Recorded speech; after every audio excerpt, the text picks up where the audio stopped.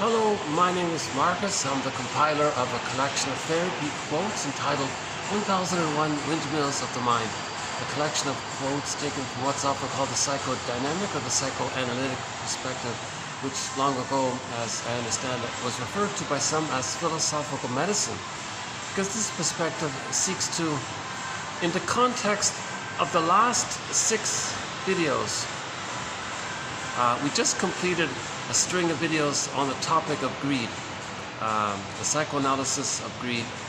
Very interesting material. I highly recommend the past 6 videos, actually 7 videos.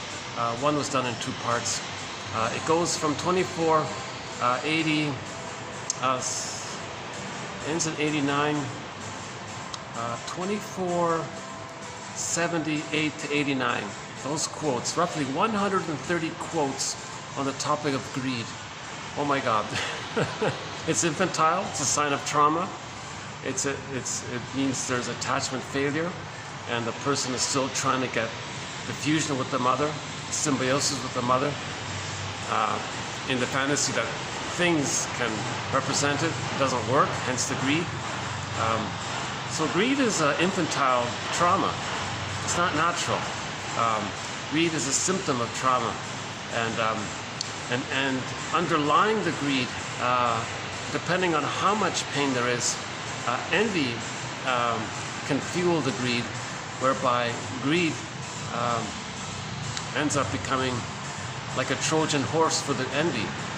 So we talked a lot about this area of greed and the link between greed and envy, called grenvy. I can't in any way try to summarize it here, other than to say that the past 6 videos have been very interesting. Some of the best material is there. Another batch of quotes we recently completed was 2435 to 9 on falling in love, this transference, called transference love, this being in love, falling in love area. Also, roughly 130 quotes spread out over 5 videos. So there's 2 excellent sets of quotes on 2 of our threads in 1001 Windmills of the Mind. 2 of over 50 threads. In each video we add some quotes to our various threads. In this video we'll add a quote on our undeveloped thread on money, psychoanalysis of money, related to greed, but it's sort of a separate thread. We'll add another quote to our thread on projective identification, one on transference, one on counter-transference, which isn't a thread, one on repetition compulsion, and a summary statement of Margaret Mahler's theory about the psychological birth. So we got some solid material here. So we'll be doing TQ 2490 to 92. And many times each TQ quote, therapy quote, comes in multiple parts. So in effect, although we're saying that we now have 2,492 therapy quotes, it's closer to double that number, really. Now the complete collection, the complete file of 1001 Windmills of the Mind also includes another 2,000 plus quotes in the honorable mention category. And they're not presented on YouTube, but they're excellent quotes as well. The quotes here on YouTube sort of represent the best of the best, and they've been given a TQ designation. Again, therapy quote, just a general term, because these quotes are in the spirit of making the unconscious conscious.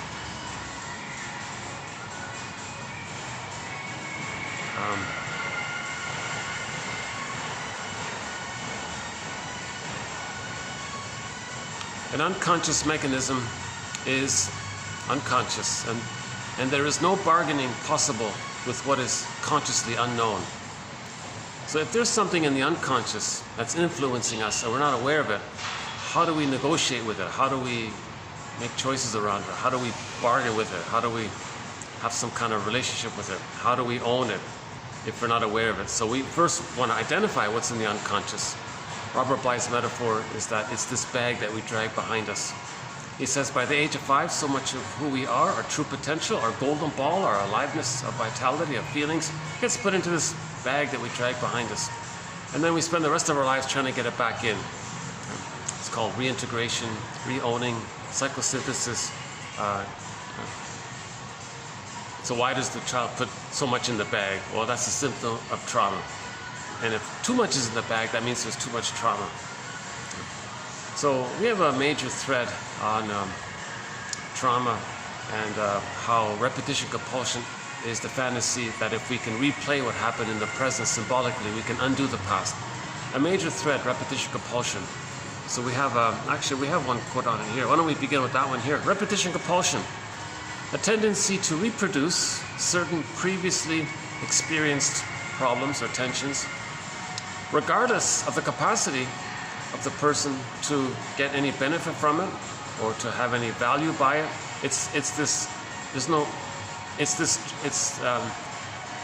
Trauma means the child had safety and trust with his mother. That got squelched. His needs didn't get met. He lost his safety. He lost his feelings.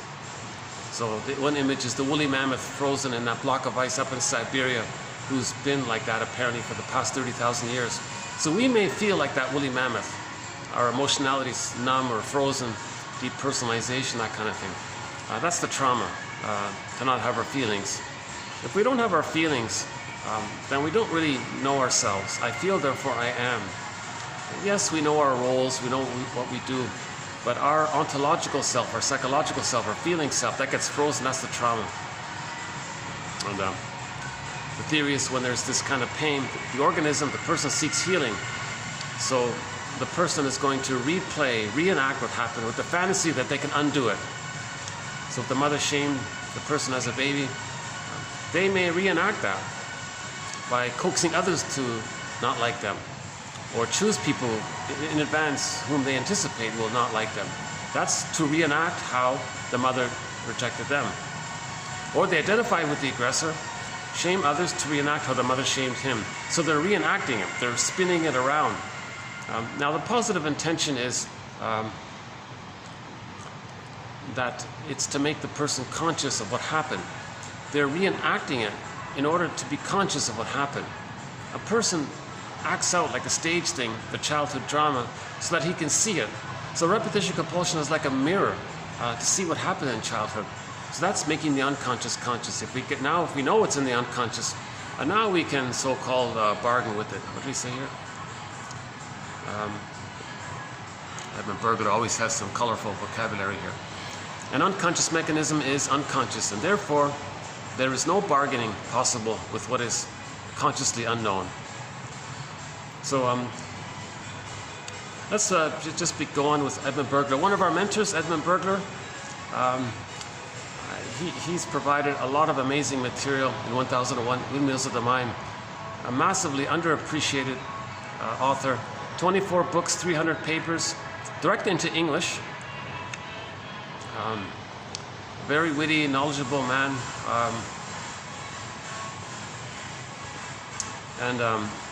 I'm proud to say that 1001 Windmills of the Mind is probably, in my opinion, the best place to find Burglar's best quotes. Now, of course, the best thing to do would be to read Edmund Burglar directly.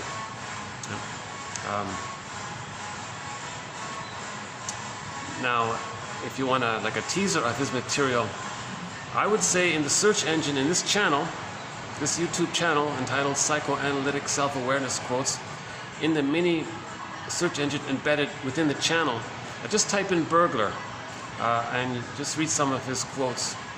And so 2490 is from Burglar as well. So why don't we just jump in here. If you want an overview of 1001 Windmills of the Mind, I do sort of provide a partial overview of the project in most of my videos. I think today I'm going to keep it brief here today. So here we go. Edmund Burglar.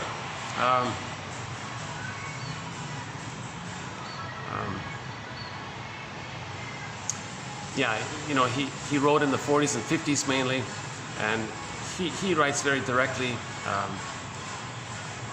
He'll use idioms and he'll use informal language.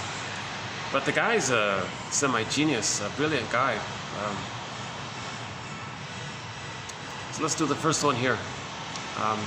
And he writes about everything. Oh my God. The psychology of, and you fill in the blank. Whatever you might put in that blank, chances are he talked about it. So here we'll do a little bit about money, psychoanalysis of money. So the first one here, during the period in which his individual psyche is being formed, meaning from the start of extrauterine life up to the age of 5, let's say, the child has no precise conception of money. Hence, money has a meaning for the individual only in later life. The money neurotic is one who secondarily shifts values stemming from the nursery to the money. So if the child, if there's a problem in the nursery and he's battling it out with his mother, or not getting what he wants, angry at what happened, maybe there's a sibling thing there, or whatever difficulty a child might experience in the nursery in the first 5 years, if it's dysfunctional and it's chaotic, and then when money enters into the psychological picture, that inner conflict from childhood will be transferred onto the money, and then money will then be used to express the childhood conflict. That's called money neurosis, where we don't use money in a normal sense, where it's to facilitate exchange and barter and all that. Just a practical thing. There's no intense emotional, psychological. It's just a utilitarian, reasonable. We need it. You want to buy something, serve goods or service. It's a practical thing. But when greed is involved, or envy is involved, or showing up somebody, or taking, or hoarding, or spiting, or when these kinds of emotions are fueling the use of money, that's called a money neurosis. The money neurotic is one who secondarily shifts the values, means the painful values, from the nursery onto money. Money can be used for neurotic purposes. Now, money neurosis has many masks. It can take many forms. Anything can be used by neurotics as hitching posts for their inner conflicts. Money is one of these hitching posts.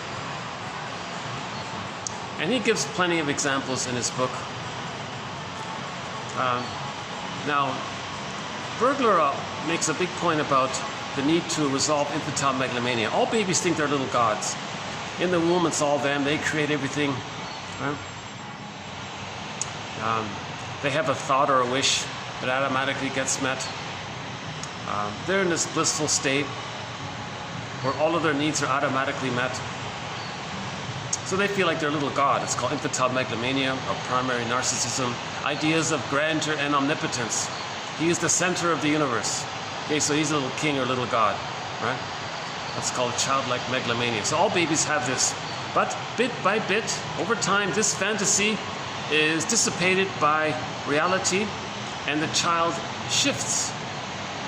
So if there's a problem there, then the child shifts from the first objects of admiration, so the breast mother, to others. And if there's still a problem, then later he can shift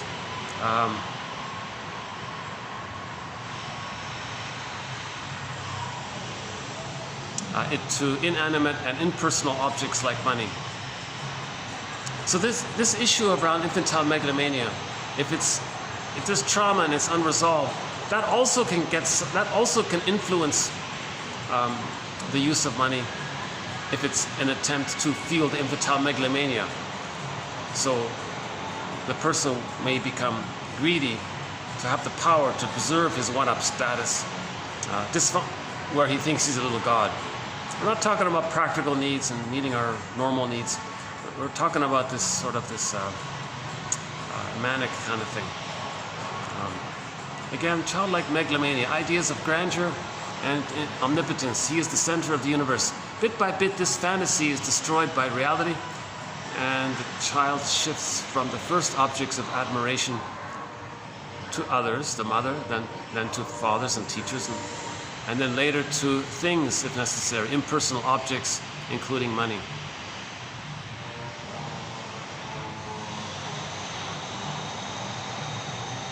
Meaning, the baby thinks everything serves him. Okay? In the womb, everything serves him. He's the universe. Everything around him just serves him. Okay? In the nursing situation, the breast serves him. The breast mother serves him. He thinks everything is just there to serve him. Now, if there's a problem there, that can shift on to his environment in general. Everyone around him should serve. So, an immense sense of entitlement. The world owes him. It's supposed to serve him. Now, if that's applied to money, well, the money's got to serve him. So he may hoard and want more and more, I guess. The illusion of omnipotence. I'll have to follow up on that third point. Okay, the illusion of omnipotence. This illusion is based on the sheltered existence in the womb, where food and oxygen were provided automatically. To regain this lost paradise is the infant's striving after birth. So all babies need an extended paradise. The baby can't have paradise lost at birth. Babies need an extended paradise for the first 4 to 5 months, called the stage of symbiosis, the stage of fusion, the stage of merging, mother-infant dual unity. Still a little God. The baby's still being fed. Humans come out too early. They need an extended womb. Now, in the womb, there was a line between himself, his cord, his placenta, attached to the wall. The mother sends down through the placenta, down the cord. There was like a line there. Now, in the extended womb, if the mother can preserve the continuity of the safe attachment by the nursing, the nerves in the breast link in with the nerves in the child, and there's a line there. And then the mother has reverie. She can sort of see and be present for the child. The child feels seen and accepted by the breast mother as he was fed and accepted in the womb. So that's meant to continue. If there's a problem in the nursing time, okay, that can lead to greed. In an attempt, in a false magical thinking attempt, they can regain the lost paradise. So everything becomes symbolic breast. They want to hoard it in. They want to get it, gobble it up, with the fantasy that they can get the good breast. So they'll distort the perception of the item or the money or the material or the thing or the object or person, anyone, what person even. And in their unconscious fantasy, well, they needed the paradise. The breast mother provides the paradise. So can that thing be the breast mother? In the fantasy, they want to emotionally think that, to feel the fantasy that the thing they have can be that, because it's unfinished business. It's unfinished business for the child to not have his paradise. So that's a trauma. When there's trauma, there's repetition compulsion. So they're going to still seek, still try to get the breast. They're going to reenact it, how they didn't get it. So something in the present will be perceived in unconscious fantasy as the breast, and they'll want to get it. It doesn't work. Psychic structure didn't change. His past painful memory didn't change. They're still in pain. Now, when they get the thing, they get a blip of serotonin. So there's like a little hope there. So they're going to do it again and again, and it's insatiable. Greed is insatiable. Okay? Because the child is in a state of timeless. The trauma is in a state of timelessness. In the unconscious, there's no time. And if the unconscious is doing this, there's no time. So it's spinning it around again and again. And no thing in the present can be the transformative breast. So I'll refer you to the last video about the transformative object. No thing can develop the child. So it never works. It's timeless. It's insatiable because he's in this compulsion to still search for the paradise. Nothing can give it to him. It's like a record. He's going to spin it around and again endlessly. And greed in the process is destructive because it doesn't care about the effects. It just wants to get in this manic attempt to get the paradise. Remember, if the baby doesn't have the paradise, he thinks he won't make it. Unconscious feeling, that persecutory anxiety, annihilation anxiety, someone said, the furies, the screen painting, the child thinks he's not going to make it. So if that's in the unconscious memory, the greed is a manic defense to not feel some of that. So greed is one of the manic defenses. So TQ 2476 to 77 talks about the manic defenses in general. So greed is one of the manic defenses, to not feel what the baby couldn't feel and was overwhelmed to feel, but it's in his implicit memory system and in his unconscious, it's in his non-reporting brain, and it's driving him. That's the unfinished business, to get the safety for that time. So he's going to manically search for something, the breast, to soothe him so he can feel loved and resume development, kind of thing. So that's not a bad place to start. If you start with 24, 76 and 77 on the topic of manic defenses, just in general terms, and then follow that up with the past 6-7 videos on greed, that'll be maybe helpful to this video here, I think.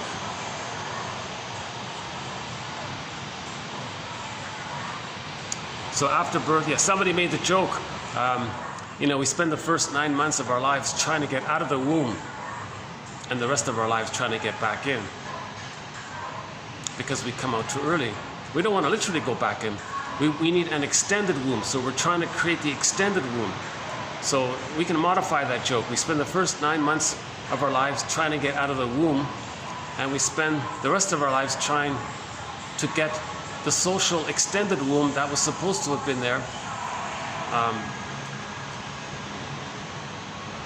And for many, they don't get it. 70% of the children in North America, by one estimate, are not properly getting their developmental needs met, including that very early primal one, between birth and 5 months. So between birth, between birth and 4 to 5 months, the child needs the extended womb, called the stage of symbiosis, the maternal-infant unity, the maternal-infant dual unity, the unico mystica, the Shangri-La, the Shambhala, this paradisical kind of blissful, heavenly Garden of Eden feeling, right? So the babies need that womb life to continue. Then they hatch out. So between 5 months and to 18 months roughly, they need to be seen and mirrored and accepted for their uniqueness. And now they're getting a sense of I, not I, me, not me. Differentiation is taking place. That's facilitated if the child sees that the mother sees their uniqueness, and the child sees that the mother sees that, and the child sees that for himself now. Then at 18 months, the mother's more of a secure base for the child to explore more, and then she provides safety as the child is distressed. And there's more of a communicative improv that takes place in the individuation phase. So the child enters into the egg, then he separates, first 18 months, then he individuates. So in the case of the first part, the egg part, the psychological egg, if the child doesn't get that, okay, the bully pattern comes from there, the Iago pattern just filled with envy, you know, and some other personality patterns can spring forth when the child doesn't enter into the egg period or is prematurely ejected out of it. You know, now some people enter into it, but they can't get out. It's a negative. That's the narcissistic pattern. You know. So another one of our major threads, the various personality patterns that develop, that center. Oh, this annoying song again. Okay. So I've mentioned this in the last video. I love this venue. This is my first choice to come here. It's a wonderful spot. When there's no function taking place here, I notice in the mid-afternoon it tends to be, there's a little bit of a lull here before everything takes place. But they play the same sort of techno soundtrack. It's looped over and over again. So some of them kind of drive me I really need to look up the lyrics to this song so I can get to know it and not feel so annoyed by it. When you know something, you don't feel so annoyed by it.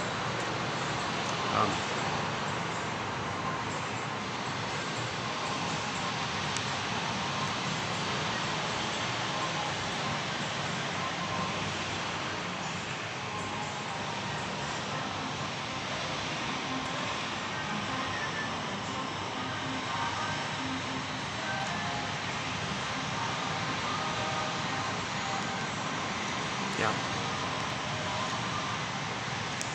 Now, any of the personality patterns that spring forth based around stunted development, arrested development, okay, before 18 months, the defenses, the structure around that personality, or the main defenses that a person uses are what's called the manic defenses, like greed, envy, okay, grandiosity, schadenfreude, identification with the aggressor, and there's the controlling and the contempt and the pyrrhic victory and the power and the control.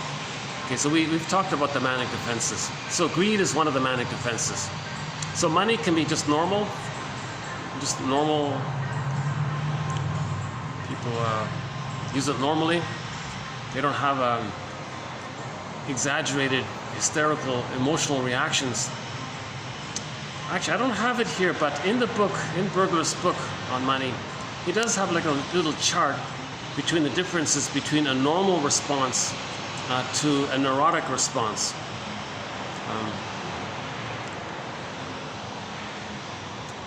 For example, if a friend says, can I borrow $10 or something, and he doesn't have it, he just says it calmly. As a matter of fact, I'm short, I don't have it. And it's just calm. A neurotic person would get hysterical, get very emotional about it, and have a lot of intense feelings around it. That's sort of neurotic, right?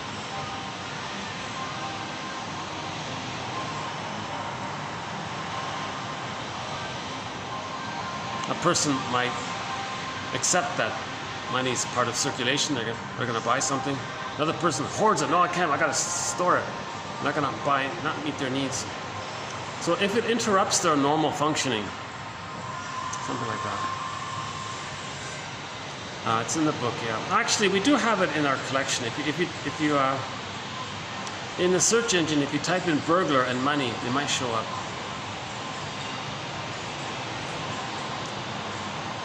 So this is very early. This thing about money, this is still in its infant stages.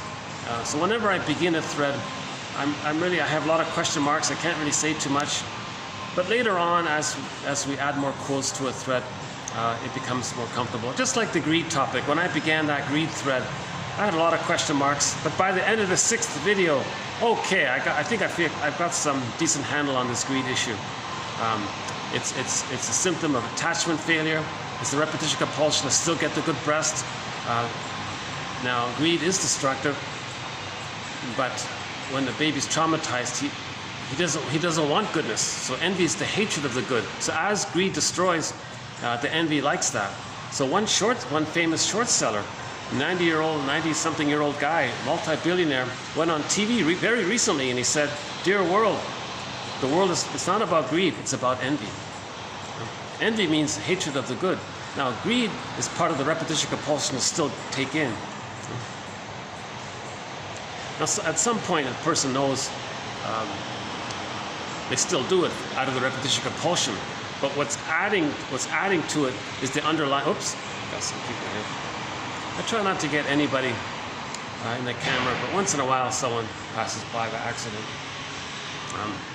So the greed means hatred of the good. So if the baby's so pained by the goodness he needed, he doesn't want to be reminded of it. He doesn't want to see goodness. Most people still want to try to get it in, right? And the repetition compulsion, part of the person's system to try to heal, may do. Okay, let's let this guy pass here. Hold on a sec.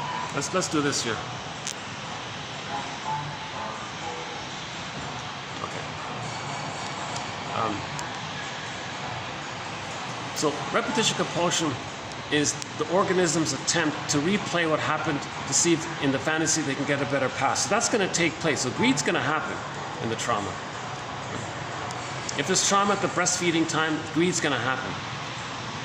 At the same time, depending on the degree of the pain, how early it takes place, if underneath it all, the person can't accept goodness, he wants to see goodness damaged. He doesn't want to accept goodness, doesn't want to be. That's why greed never satisfies. Number one, it can't be the good thing that was needed for the past. Plus, the envy underneath it can't accept any goodness. All the envy wants to see is the goodness damaged. Now, greed does damage things. So the envy part likes that.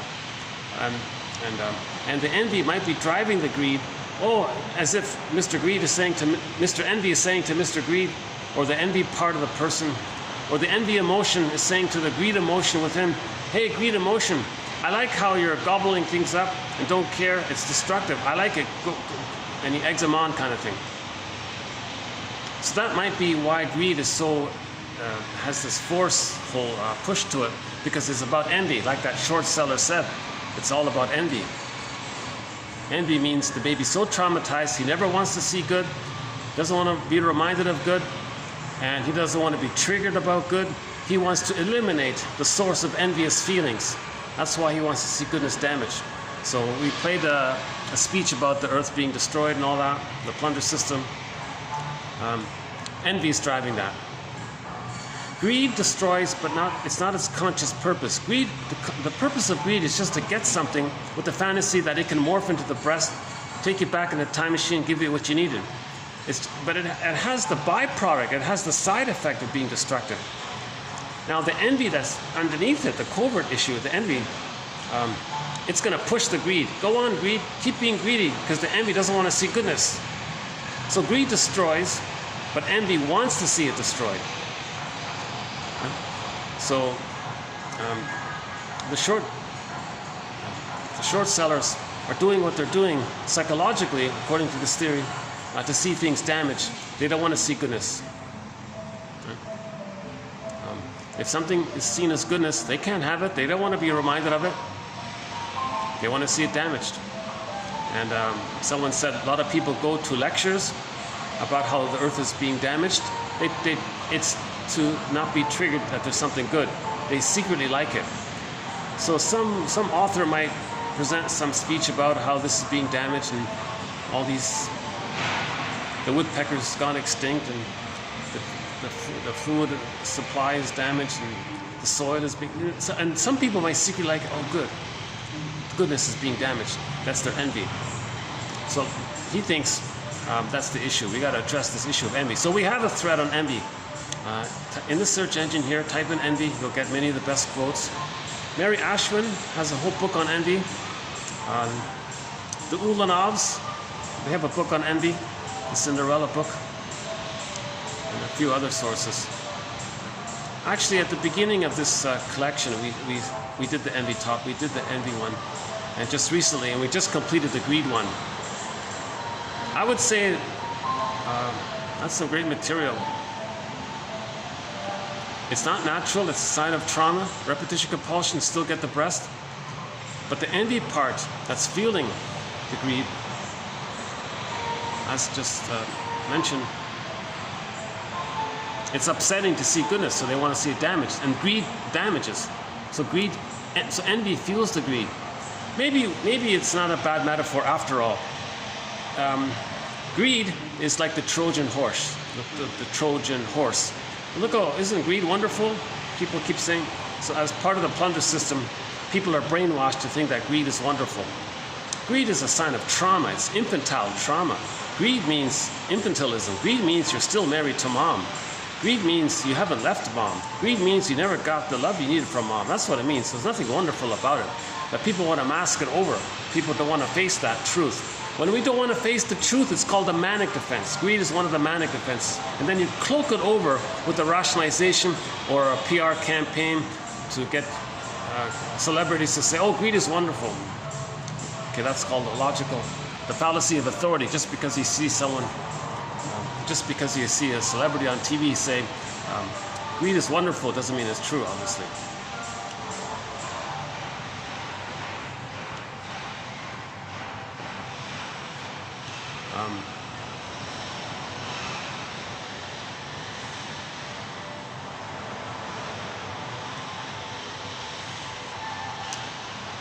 Okay, this whole topic about greed and envy was discussed in the past 7 videos. Actually, the 6 videos. One was done in 2 parts.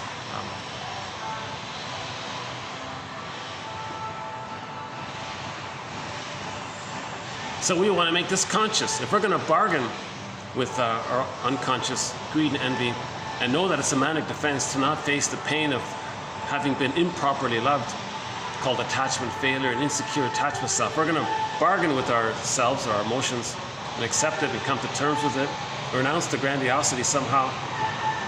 Right? Mourning process, the truth will upset you free. The greatest hurt of all, says Carl Menninger. Mother failed us. Got to face this. The truth will upset us free. Then we got to read the book Understanding Our Puzzling Emotions Hidden in Plain Sight by Barry Grosskopf. He makes a big point about forgiving your parents. If you see their situation, find their psychological story, then it frees you to, then you're honoring them. Then you can look at your story. That helps the differentiation process. So his other book is called Forgive Your Parents, Heal Yourself. That's painful, because in the process of doing that, you're going to be reminded at some level how you felt with no mother around, or with the mother hurting us. We can contain that with language, through association, but we need a caring witness to make us feel safe to talk about it. So the grief work means you have the caring, empathetic presence of a friend. Grief is healed when it's witnessed by a caring other. That's the yin, feminine side. Helps you to feel safe. To then free associate, that's the masculine or the yang side where you talk about it. And through the symbolization process of talking, getting memory and feeling, we can mourn and symbolize and process it. So it can be done, I say. So healing does happen. Odysseus did get home to Ithaca. That's his embodiment. Penelope is feminist of the feelings.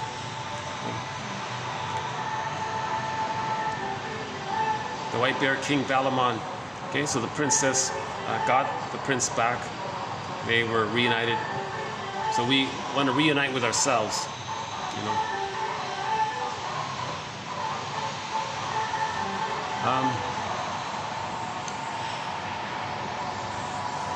One of the innumerable neurotic solutions, one which is of importance in the problem of money neurosis, is unconscious stabilization on the rejection level. Okay. So the child was rejected somehow, and he's stuck there. He's going to replay and repeat it. Yeah, I have a huge question mark about this.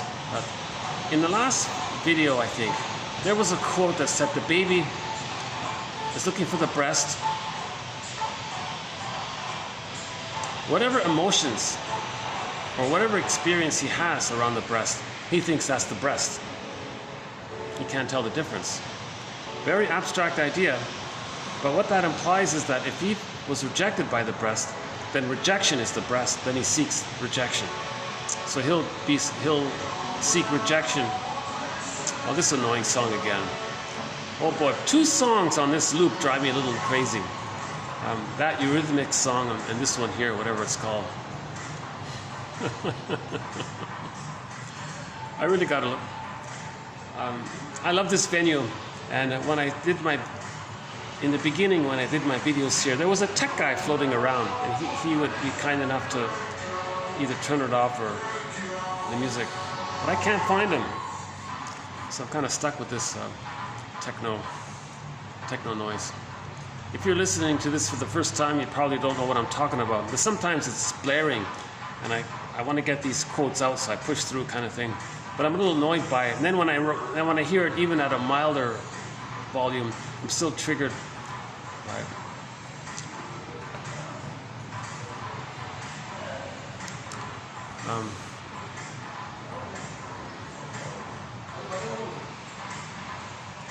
Okay, so if the person's fixated at the rejection level, the person passing by, then rejection is the good object that they're looking for. It's a confusion, right? So the pain they experienced in the nursing, they think that's the thing they're looking for. It's a real confusion, isn't it? I'll have to update that one. Now, if they're stuck at the rejection level and it's stabilized, that's called fixation. Arrested development, stunted development. The child experiences what's called a strain trauma with the mother, the constant misattunements by the mother. It's a strain trauma. Finally, he gets stuck and throws his golden ball in the unconscious. In the Disney movie, that's represented by the characters' joy and sadness getting zooped into this other world, the unconscious world, or the non-reporting brain. Anytime the earth opens up and the innocence gets pulled down into the underworld, that's a symbol for repression. Again, myths and fairy tales are metaphors for psychology.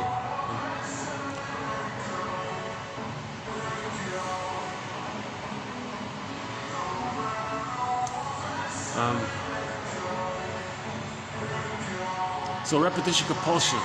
He's gonna replay the rejection with the mother, with the fantasy that something in the present can change the past. Can't change the past. If you forgive the mother, you can change the future. But you can't change the past. The showing up of the mother as the great disappointer is dynamically more important to the client than the wish to get. So let's say the person was rejected. He's going to replay that to show up the mother. See what my mother did?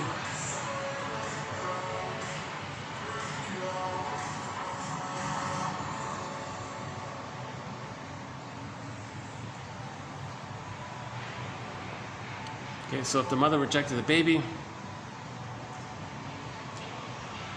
he grows up and chooses people who will disappoint him. He's showing up the mother. You see how I replayed the childhood with others in the present? I'm showing you what my mother was like. Or he identifies with the aggressor and does the rejecting. So he'll reject others to replay how the mother rejected him. He's trying to show up the mother. But it's sort of a sideways thing. The mother doesn't care. The memory of the mother doesn't care about this. And Morton Keeson says, you're actually still loyal to the mother because you're doing it sideways. If you're not directing your emotion to the true source, you're still protecting the mother. So dysfunction is still trying to save the mother. Babies need the paradise. They think it's all them. When they're born and there's a problem, then they want to fix what's around them, repair what's around them, because what's around them is them, it's all them, it's the universe, he's the universe. The universe is flawed because he feels flawed because he needs the paradise, so gotta fix the universe kind of thing. Now, so he tries to save his mother, protect his mother, accommodate his mother, so he'll give up his feelings, he'll give up his developmental path, he won't know his wishes, his interests, he'll do what he can to accommodate the mother, to please the mother, in an effort to fix the mother, correct the mother, save the mother, get a good mother. It doesn't work, he thinks he's defective, he thinks he's flawed. That's unconscious shame. So his identity is there. So shame relates, oops, hold on a sec. Oh, they're gonna sit right in front of me. Okay, a little bad luck here. Okay, let's go upstairs. Give me about 5 minutes and I'll take this upstairs. Okay, hold on a sec. Maybe I can put this camera down somehow without showing you the... Okay, hold on a sec. How's that? Hey, give me about 5 minutes. Fast forward this about 5 minutes.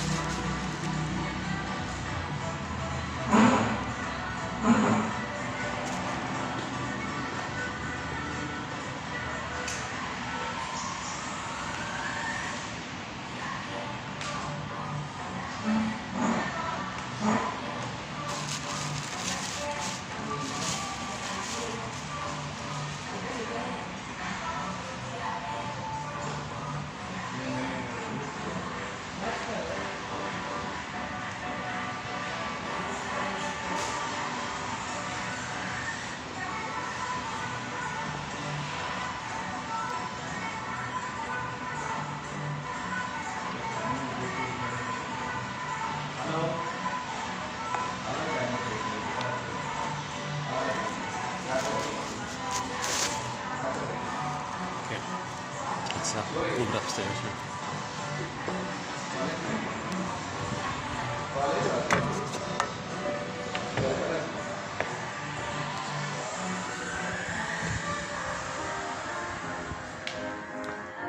Okay, let's take it to the blue room.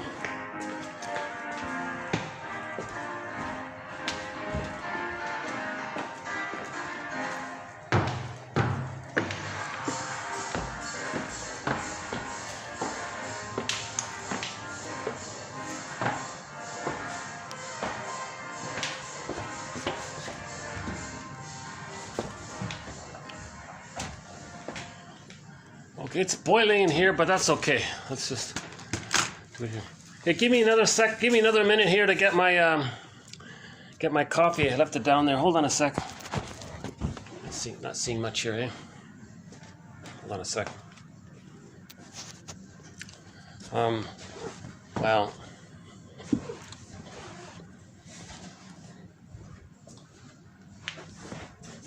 How's that? Let's give you some kind of the only real view I have around here. Okay, hold on a sec.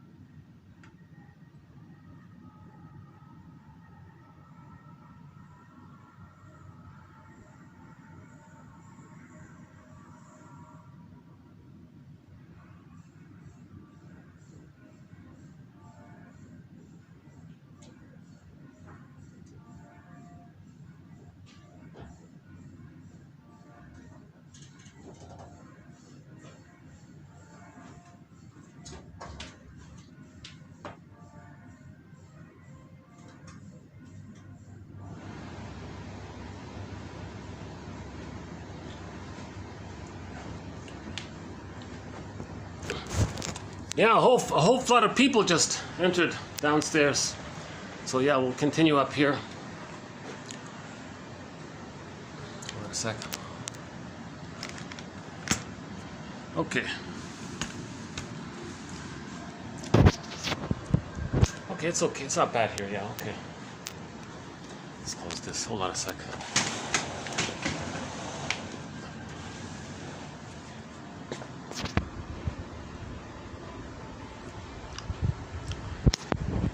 Yeah, we did a couple videos in this room here. It's okay. I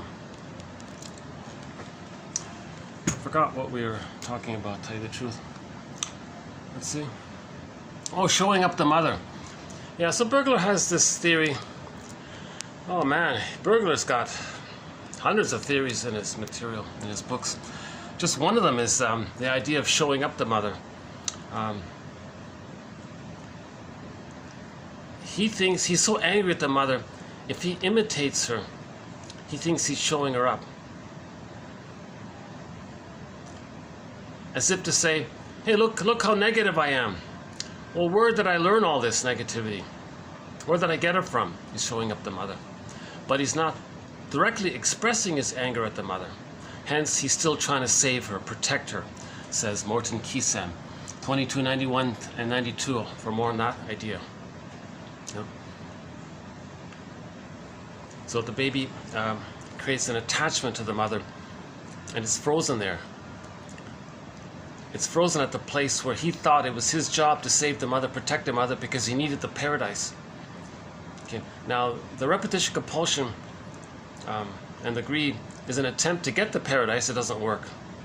Now at the same time, there's a part of him, or a major part of him, that doesn't even want the goodness. Because the confusion is, the goodness is the rejection. Now he's so pained by all this, he can't accept goodness because it's so pain. So he wants to take away feelings, the source of envious feelings. So then there's the envy. And then he's responding to his mother somehow that way, I guess. So envy and greed means anger at the mother, put it that way. Next one here. This client's attitude might be described as one of, quote, skeptical optimism, meaning that he knows, as we may say, what the score is in regard to people, situations, and hard facts. So this client, he was describing some kind of functional client. So he was saying one of the features of a functional client, or like a healthy client, is they have a kind of skeptical, they're not overly naive or something, they're not too trusting, but they don't give up. Skeptical optimism. First time I saw that phrase. Next one here.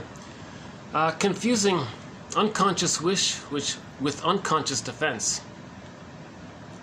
The number of unconscious wishes in general can be counted on the fingers of one hand, whereas the number of defense mechanisms, meaning rescue stations or inner alibis, etc., runs into the thousands.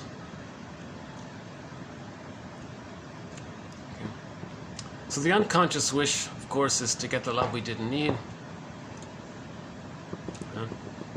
but it's too painful, so we create a defense mechanism over it. For example, let's say greed. So greed is a defense mechanism. Now people think that they should work on their greed. Greed is wonderful. Is that a wish or a defense mechanism? No, greed is a defense mechanism. Greed is a manic defense. Greed is not a wish. Greed is not normal. Greed is not part of our organic situation.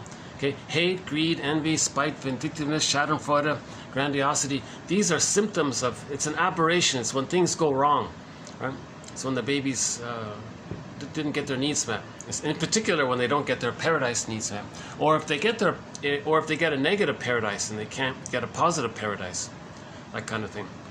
What is constantly misunderstood and underrated by adults is the fact that cognitive growing or intellectual growing up does not automatically include emotional growing up. So the guy can have 10 PhDs on the wall and still have a negative attitude towards people, still be the Scrooge, right?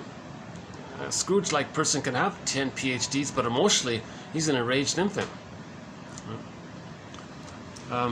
It might be assumed that the person seeking success wishes himself well. Unfortunately, there exists in the human psyche a deterring element which works to prevent success. Call it what you will: unconscious self-damage, gluttony for punishment, or psychic masochism. This third element, so success, normally it's merit and luck, but the third element, okay, the psychic masochism, this third element has been proved by clinical experience to be responsible for the majority of failures. So even if a person has merit and luck, they can still sabotage it if they're showing up the mother, for example, or if they're afraid to self-activate because that would trigger the abandonment depression, or they're afraid to be disloyal to the mother, because if they're disloyal, that means they're going to grow up, they're going to leave her, but they can't leave her because they never got the love from her, so they're still loyal to her. So there's a pain there. So they may sabotage their happiness to stay loyal to the mother, meaning they're still waiting for the love from the mother for them to be able to be successful, kind of thing. The psychic structure needed for psychological health is what's called differentiation. Differentiation takes place when the baby feels safe to separate. If he's scared, he can't separate. He's still stuck there. Then he's loyal to it, and he's gonna. And part of that loyalty is that he still thinks he's got to save the mother, fix the mother to get that paradise. So greed's going to come from there. The envy's underneath, the emotion that's underneath it. Envy's like this covert thing. Yeah. So the Trojan horse might be the greed,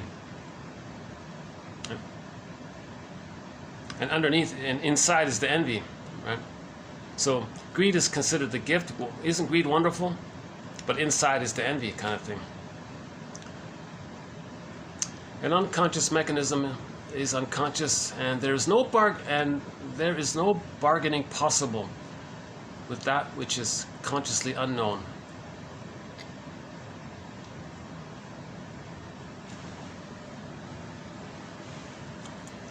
One of Berger's most challenging theories is that the baby's meant to have pleasure, to bond to his mother, to get the paradise. But what if it's painful? He mixes it up. So that's in the unconscious. It's called the pleasure in displeasure principle. So to get the pleasure, he's got to have the displeasure. But the displeasure is more than the pleasure. And it's all unconscious kind of thing.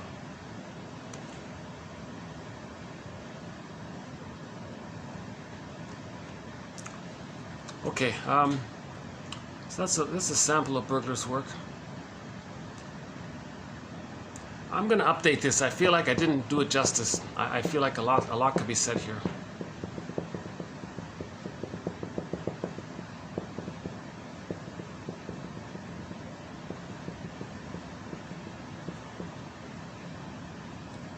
Maybe the best point is money neurosis, right? See, children don't care about the money value of things. His example was, if a two-year-old gets a toy, he doesn't think about the money value.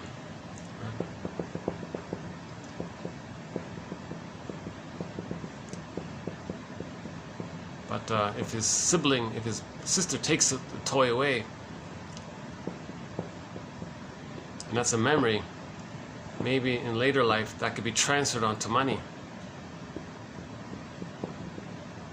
So if something happens in the nursery that's painful, it can be reflected in the money area. Okay, let's this next one here is a pretty good sort of short little brief summary of the separation individuation process. The stage of separation individuation lasts until the child is 3. Its 3 subphases are hatching, practicing, and rapprochement. But that hatching one, in order to separate, individuate, he first needs the egg. If the baby doesn't get the egg, he can't hatch. That's a real issue. So a lot of these manic defenses like greed and envy and grandiosity, narcissism, okay, and the lower functioning BPD and the symbiotic character disorder, and a lot of the criminal things, the antisocial, a lot of these, they didn't hatch. They couldn't hatch. The psychological egg is needed to hatch out from. In order to have a psychological birth, you need the psychological egg. So assuming the child does get the first 4 to 5 months, he gets his extended social womb called the maternal holding environment, unconditional positive regard by the mother, the attunement by the mother, the reverie by the mother, not only the warmth and the safety and the feeding, but her consideration for the child and her attention on the child, that kind of thing.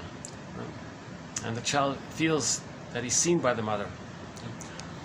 Then he can hatch out. He feels safe to hatch out. So the first part is hatching. Then in the practicing, he's going to practice with the idea of him being autonomous. So he's starting to differentiate. Practicing means he's practicing with the idea of him being a unique person, nature's greatest miracle. Oh, and mother's a person. He's a person. He's got to practice.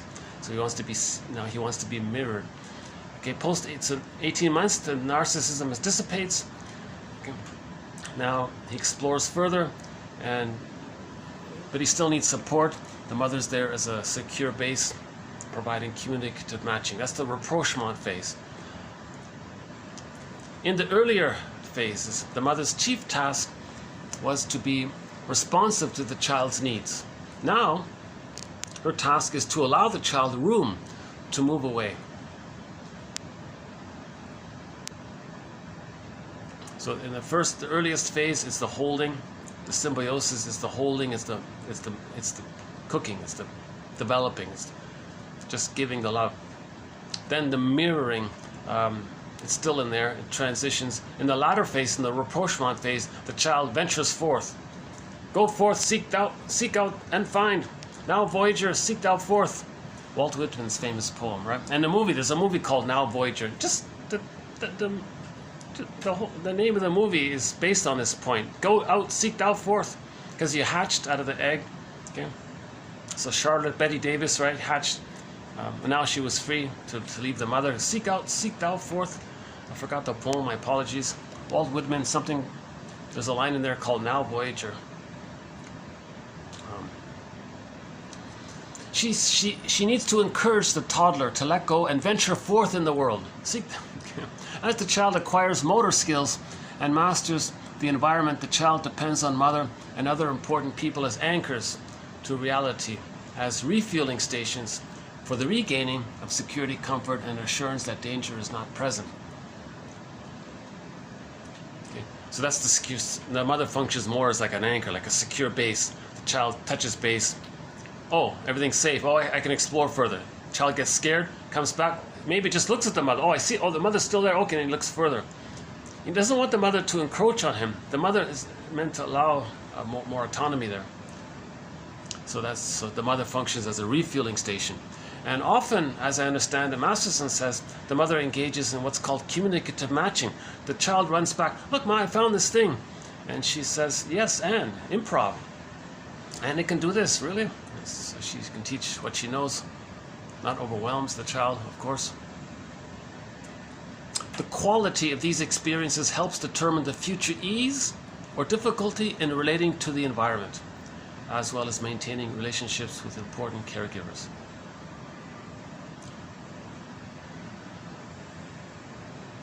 Developmental arrest results in a fundamental inability to progress toward integration of good and bad mother interjects, and thus to accept the ambivalence of situations and the complexity of persons and oneself.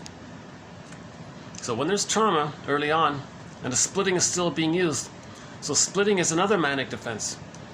The baby's being shamed by the mother. He can't think that's his mother. He thinks, that's not my mother, that's some other thing. I don't know what that is. That's not my mother. He denies it, hallucinates a goddess image. Oh, that's my mother. He makes up one, and they're separate. In the imagining, in the pictorial world, it's goddess and demon in there. Again, the baby is like an artist. He has an image of the mother, the breast, like a canvas, but he's enraged, but he can't feel it. He projects it. So it's as if he's gonna see this canvas of the breast and imagine he's gonna like take a paintbrush and paint his rage onto the image of the breast. Now he created some kind of entity that's dangerous and enraged, angry and frightening, because the baby's enraged. So the breast is enraged. The mother's not enraged. The baby's enraged. He projects it and says the mother's enraged. The breast mother's enraged. Now the baby wants to take in, that's squelched. He projects that, no, the enraged entity there wants to take him in. So he might create like a monster that wants to hurt him. The guy with the horns, a witch who wants to eat the children, a minotaur, a scary animal. Each person can create some kind of monster that wants to hurt them. Everybody can create their own unique monster that wants to hurt him. That image is a symbol to describe their own rage that was repressed and projected. Their own wish to take in, which was repressed and projected. So the image that wants to hurt the child, that means the baby was desperately wanted to take in. That kind of thing, right? So he can't, that's repressed. He can't relate to a mother if he thinks it's a monster that wants to hurt him, if he's so terrified of her. And he has this imagined persecutory fantasy. That's called the paranoid element, because he projects his rage, which he can't accept. There's too much excitation, and projects it and says, oh, the mother's so dangerous, so threatening, so harmful. So that's the paranoidish like quality. Okay? Now the splitting aspect, she calls that the schizoid phenomenon. Some authors call it, he's just sort of detached from the mother, schizoid, emotionally detached. And it's something that's unreal or detached, it's schizoidal. But the paranoid, so it's called the paranoid schizoid position. So trauma early on in the first few months, that's called the paranoid schizoid position. And the theory is that all babies are going to temporarily have that. They're going to temporarily use splitting, because no mother's perfect, the child's bound. The issue around splitting is that no child can handle the idea that the one he loves and the one who's supposed to love him is sometimes hurting him. Whoa, what's going on here? The baby's thinking.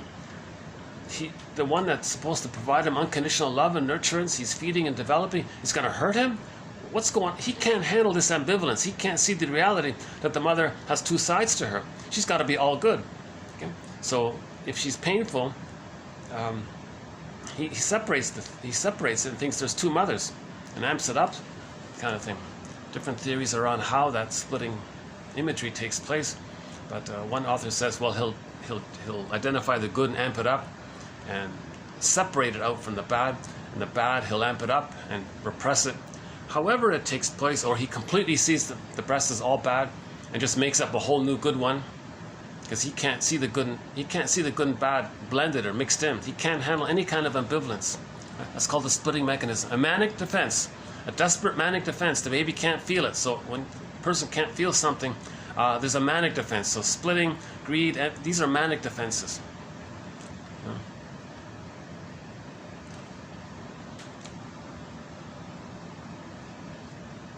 Oh yeah, so developmental arrest results in a fundamental inability to progress toward integration of good and bad mother images.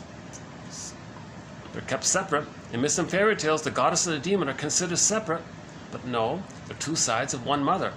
Myths and fairy tales describe psychology. Myths and fairy tales describe a traumatized psyche. They're not separate. They're both one, but the child can't handle the two. That's why in myths and fairy tales you see them as separate characters. That's a sign of trauma. And thus to accept the ambivalence of situations. So if a person as a child never got a chance to resolve the splitting mechanism, if they're still using splitting post age 3, let's say, oh boy, they don't differentiate, they don't have their ontological self, they don't have their golden ball, they don't have the capacities of the real self, they count more losses, they don't even really know their interests or feel joy, gratitude's not there, reparation's not there, empathy's not there.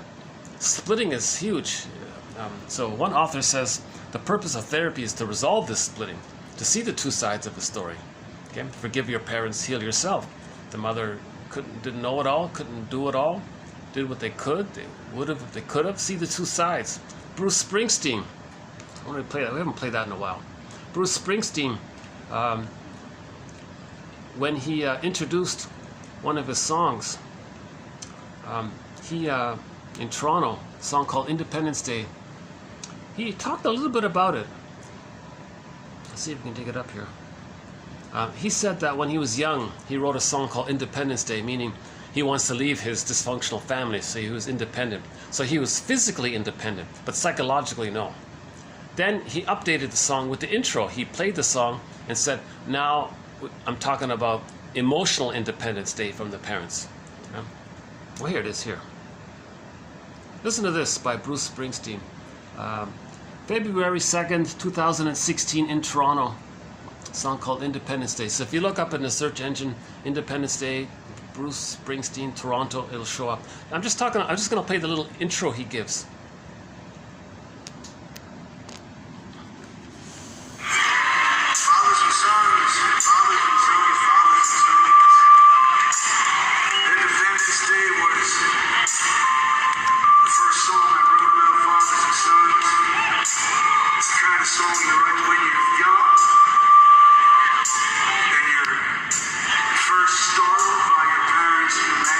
You're startled by your parents' humanity.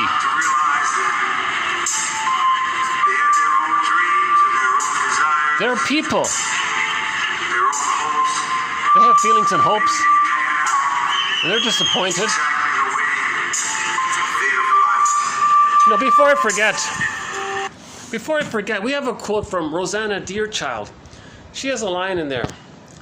She said, the more I learned of my mother's story, the more human she became to me. So that's what he's saying. Springsteen is saying the same thing.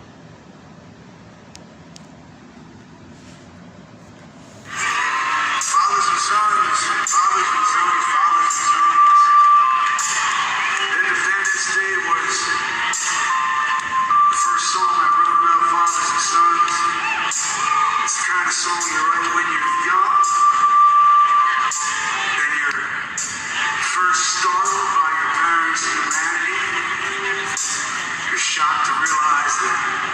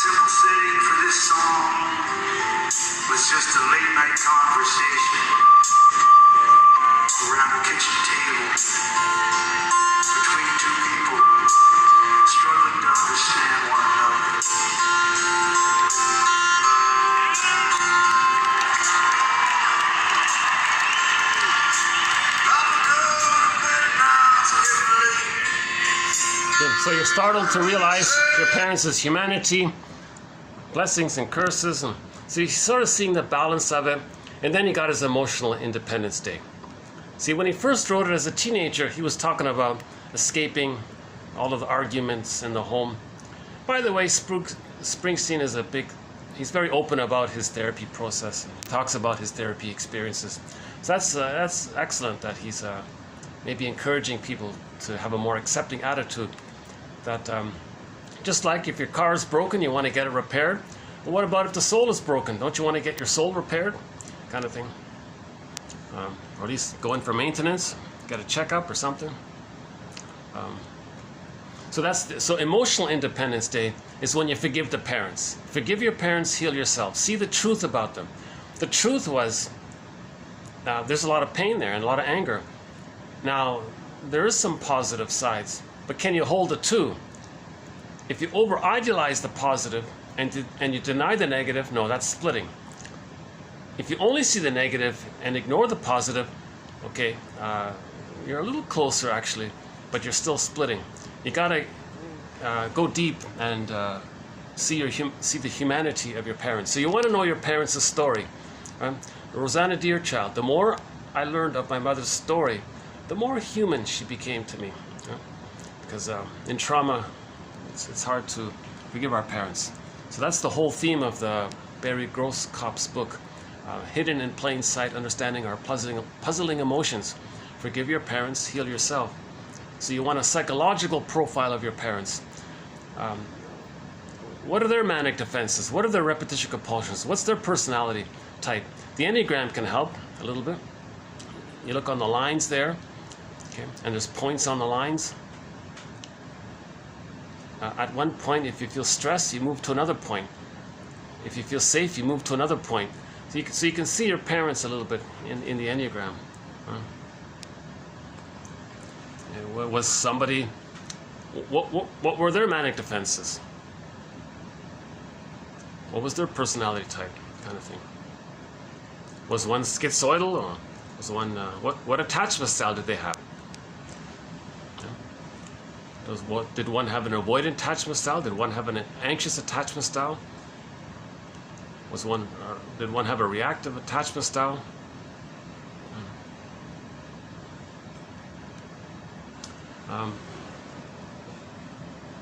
Yeah, so that's a key one here. I think this might be my favorite one here for today. Developmental arrest results in a fundamental inability to progress toward integration of either good or bad. So these are the people with prejudice. We on this side of the river, on this side of the lake are good, and they on that side of the lake or river are no good. So they think in terms of either or. Okay? The more trauma there is, the more the person's going to see the world in either or. Splitting is a desperate, manic attempt to organize the pain. Either or. It's a manic thing. It's not real. People are more complex. People have three dimensionalities. People have feelings and stories. People have their humanity. They're trying to heal. They're confused. It's more complex. It's not just, oh, you're good, bad. Right? But, so healing is, we got to bring the two sides together. Okay, the bad just means you're angry. Okay, so that means your needs weren't met. Anger is an expression of unmet needs, says Marshall Rosenberg. Self-help. We have a thread on self-help books and self-help quotes and exercises. That's a pretty good thread right there, the self-help section. And that's to accept the ambivalence. So we're looking for the third side of the coin. The third side of the coin holds the other two sides. We can see the two sides. That's the third side. The ability to see the two sides, that means you have the third side. We're looking for the third side of the coin. Search for the third side of the coin, the side that holds the other two sides. And it's a circle. It holds it. It's elegant, like understanding itself. I'm borrowing the line from Route 66. We have a very good quote from the TV show Route 66. And that issue of the third side, it's in there. If you type in the search engine here, Route 66, you'll get some of the best quotes from that show, I believe. Or some of the quotes, yeah. That's it. Just resolve splitting. Forgiveness. That's it. With the forgiveness, you're going to mourn.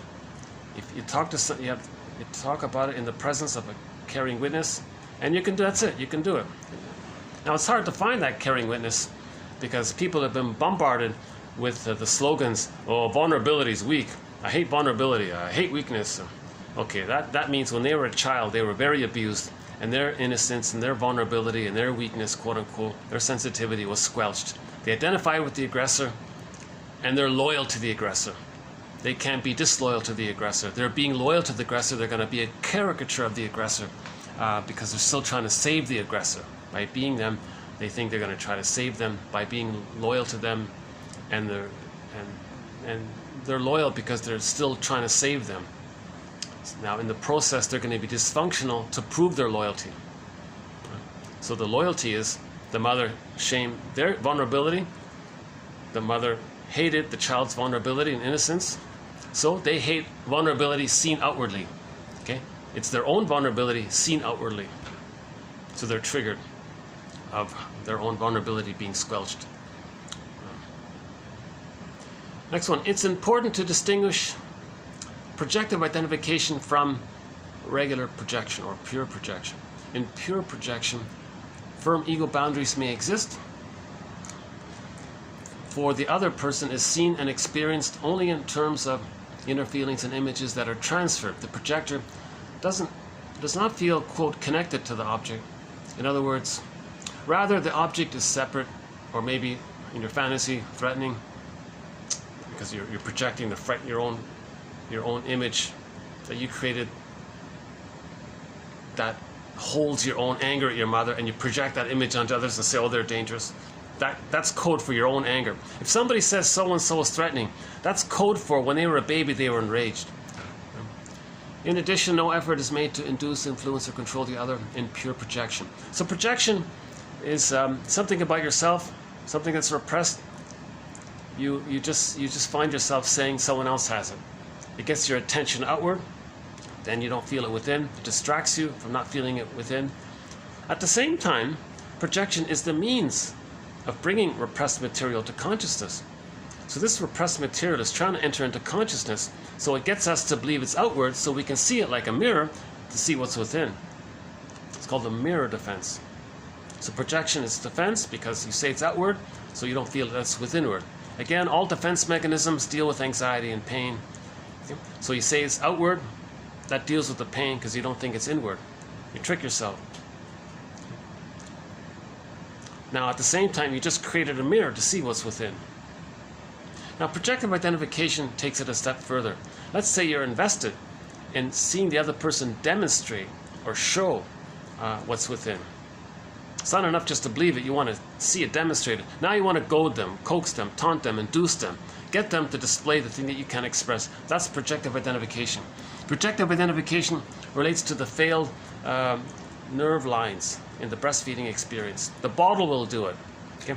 Again, the baby's nursing, the nerves in the breast link in with the nerves in the child, something about the mucosa nerves or something. So there's a line there, the reverie with the mother. Baby sends a signal, mother gets it, she responds and soothes the baby. Okay?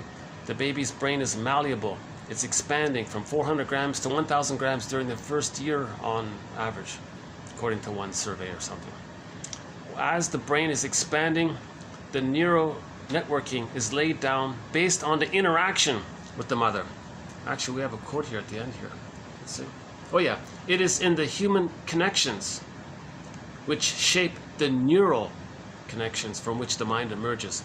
So interpersonal connections lead to neural networking connections. Yeah.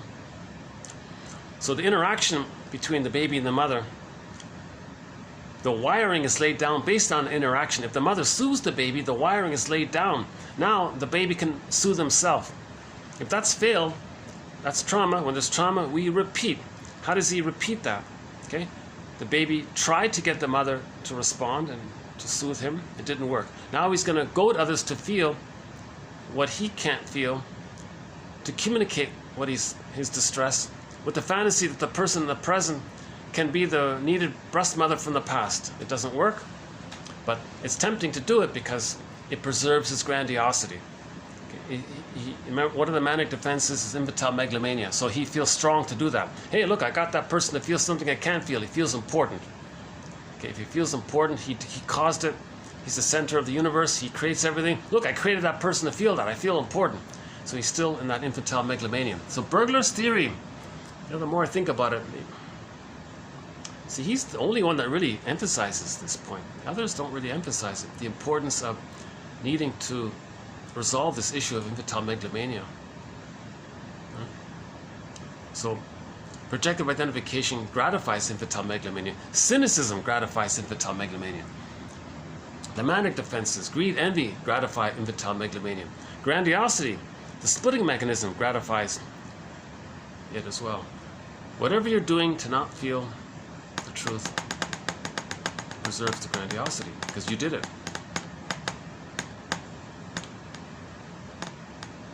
So in projective identification, you want to induce, influence, or sometimes just control the other. Because if you control the other, then you have a supply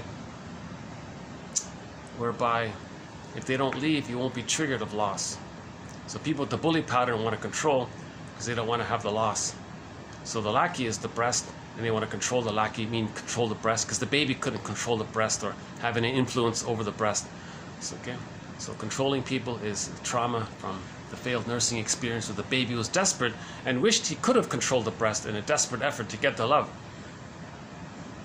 And he was even biting and angry about it. Helpless fury. Next one here. In the transference, the therapist is a screen upon which a client projects his or her fantasies.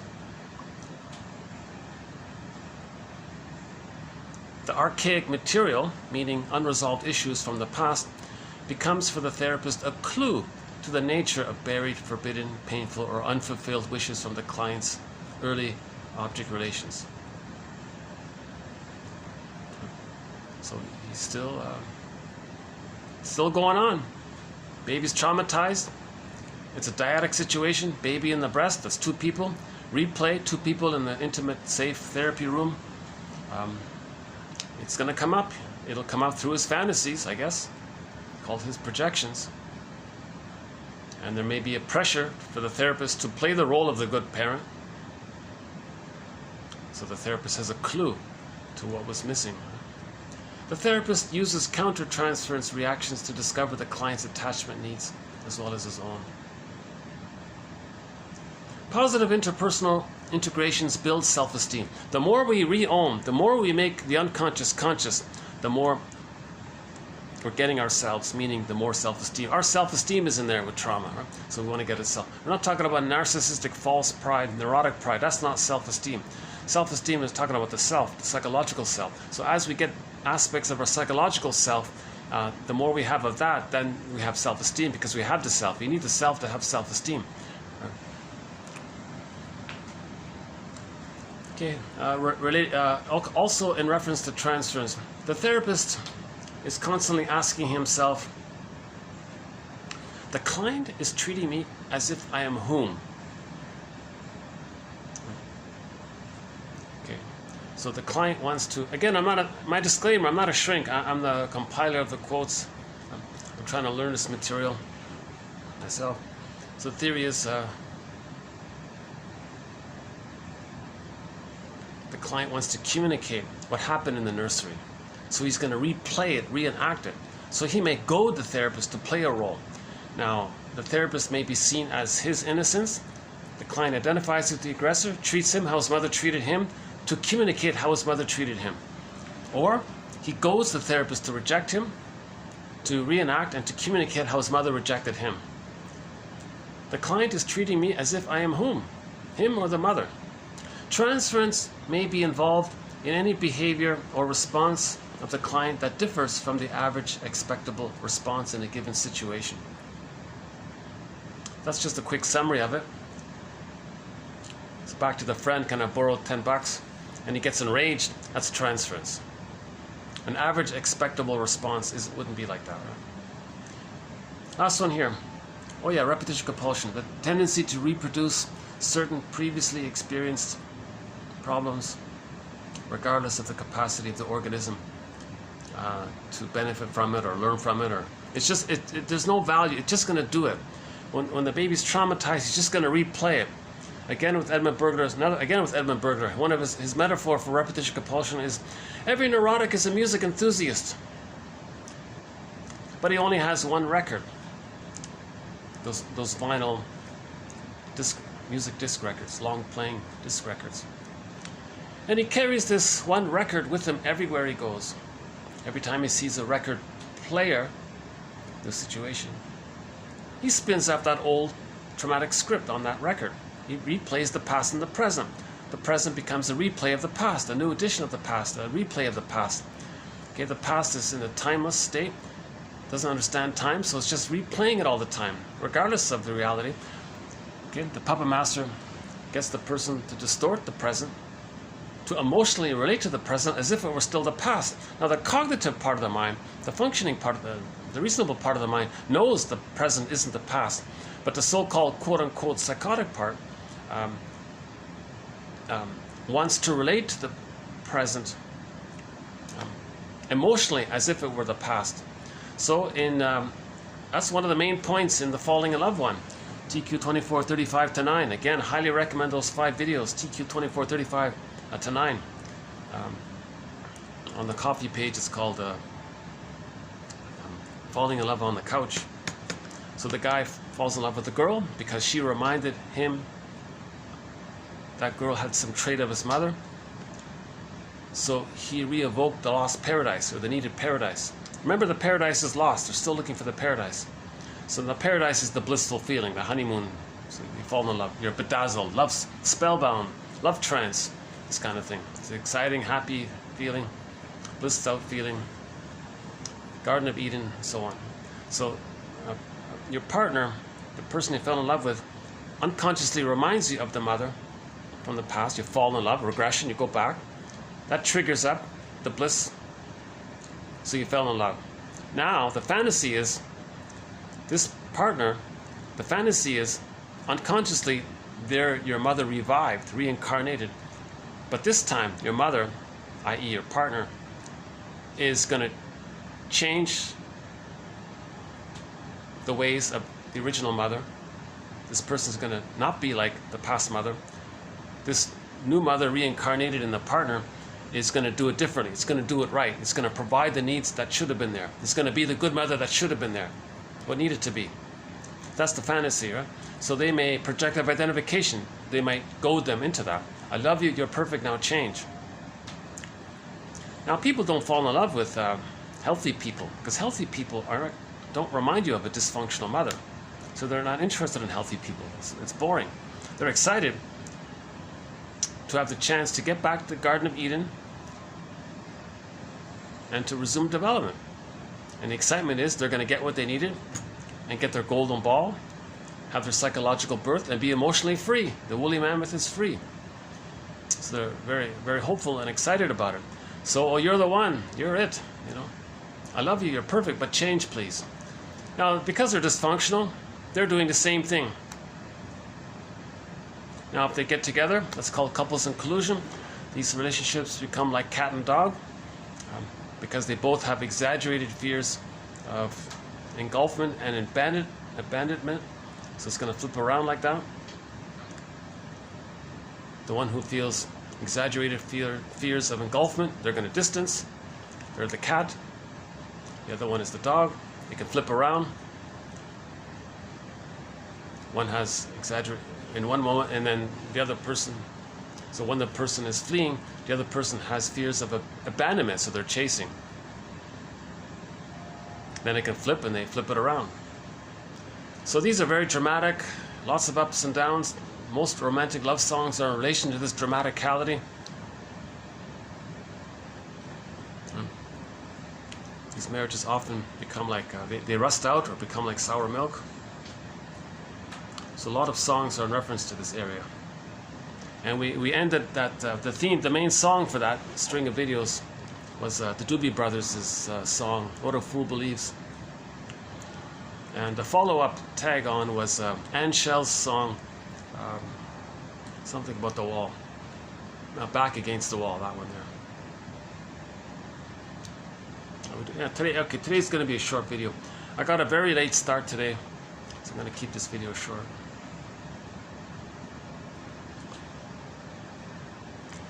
It's not so bad up here, yeah? Yeah, I feel like it's okay here. Yeah, and the good thing is, yeah, the music, I'm not bothered by the music here, yeah. Maybe I'll come back here, yeah, okay.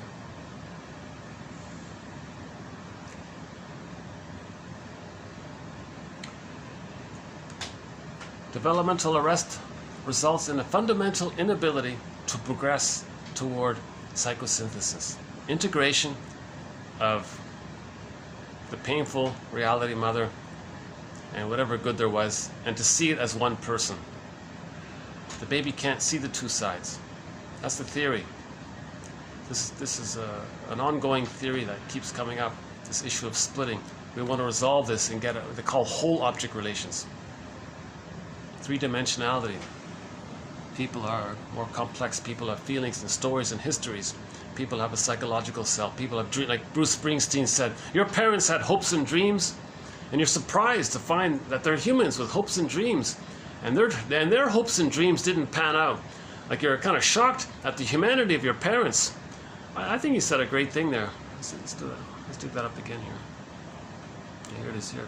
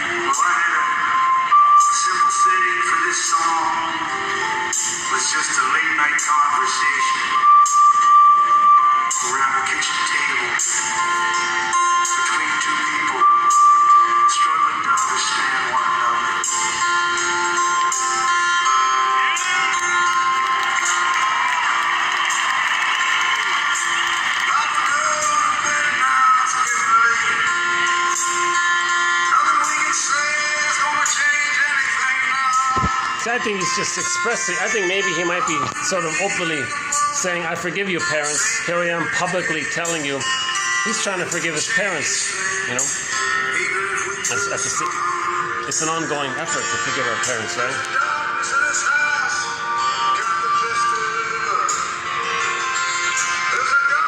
So yeah, he was brave as a teenager to escape a dysfunctional home, right?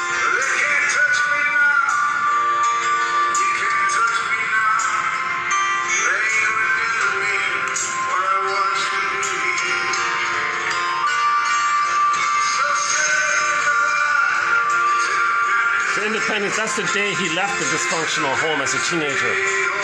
The father was abusive and all that. So that's the day he left. That's his Independence Day. The beginning of his, but it wasn't a true psychological independence. The normal development,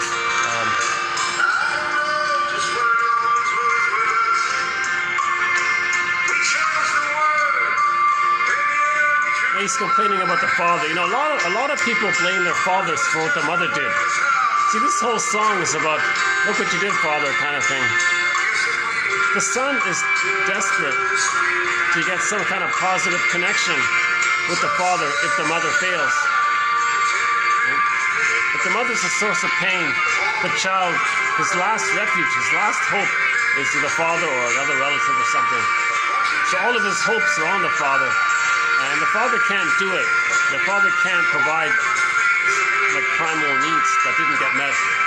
And so there may be a lot of arguments around that.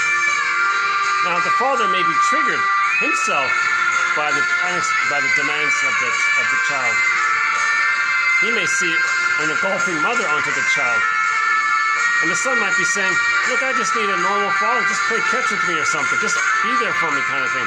Oh, you're so demanding, you're my engulfing mother, get away. So they would argue or something. If parents project people from their childhoods onto the children, that's a problem.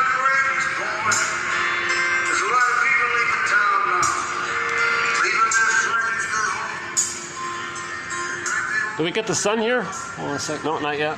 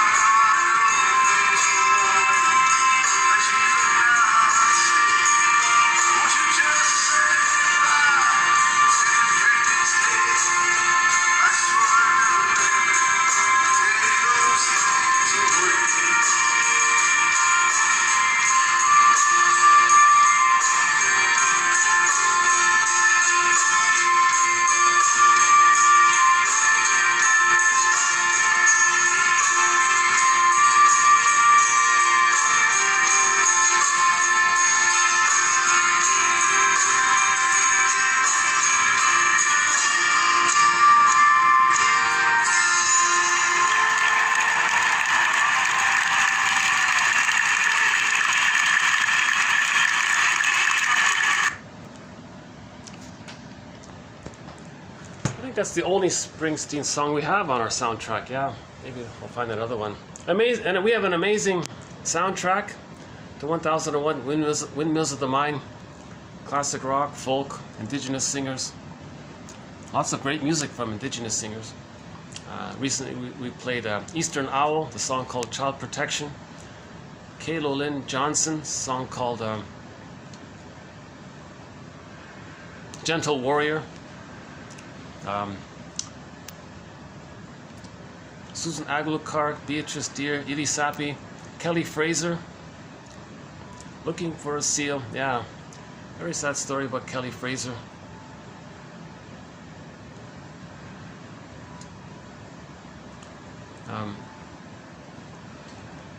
Okay, so what, any final thoughts here? Money neurosis has many masks.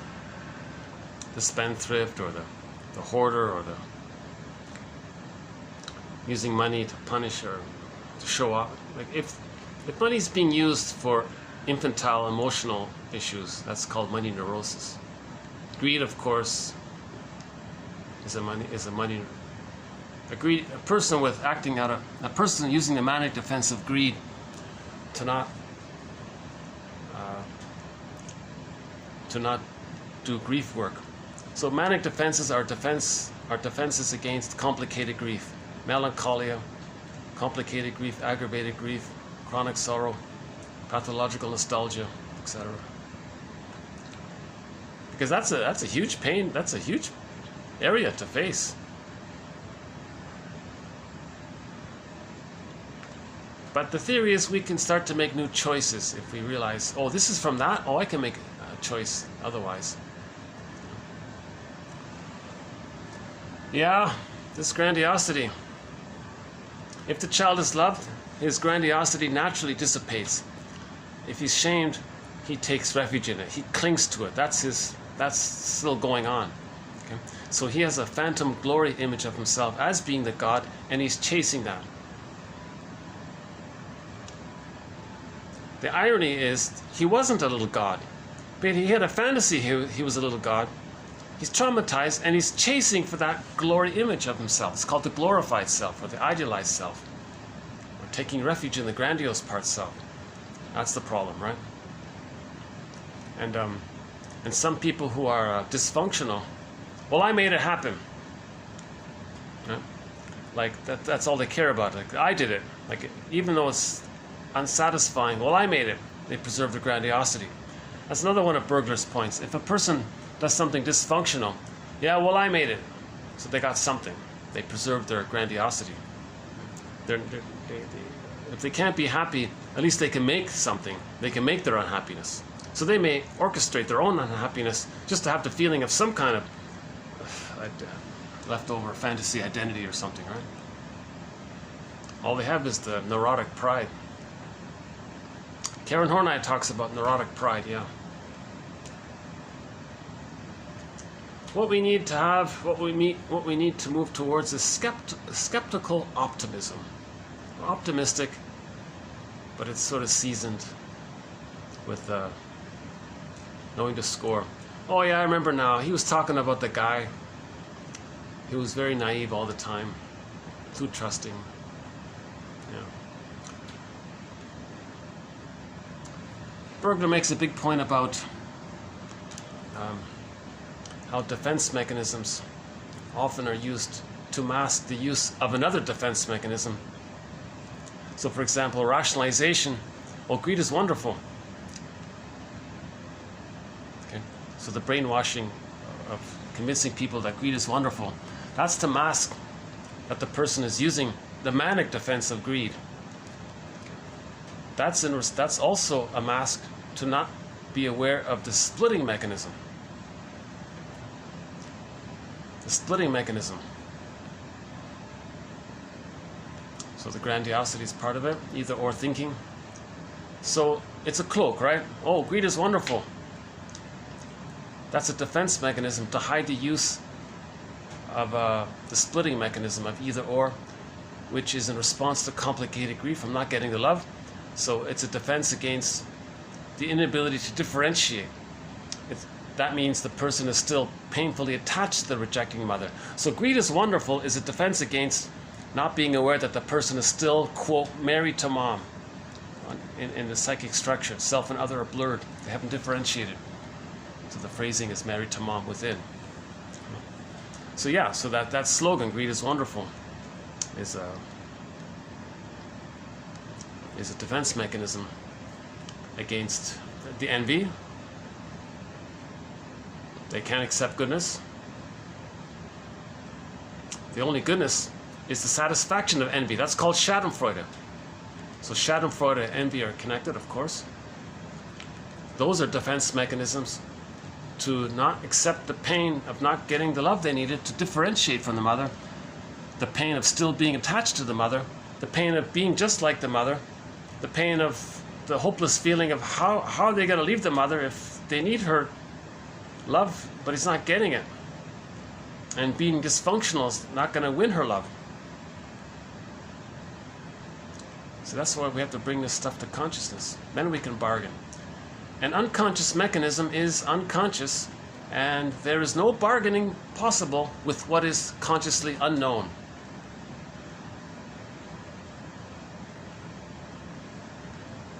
By the way, if any quote if anything you read in general, if anything brings up a dream, quote unquote, that's what it's like in your soul today. So in the coffee page, I just posted a notice about the conclusion of our quotes on greed. I just put a little footnote there. If these quotes on greed trigger up memories of your parents in your dreams,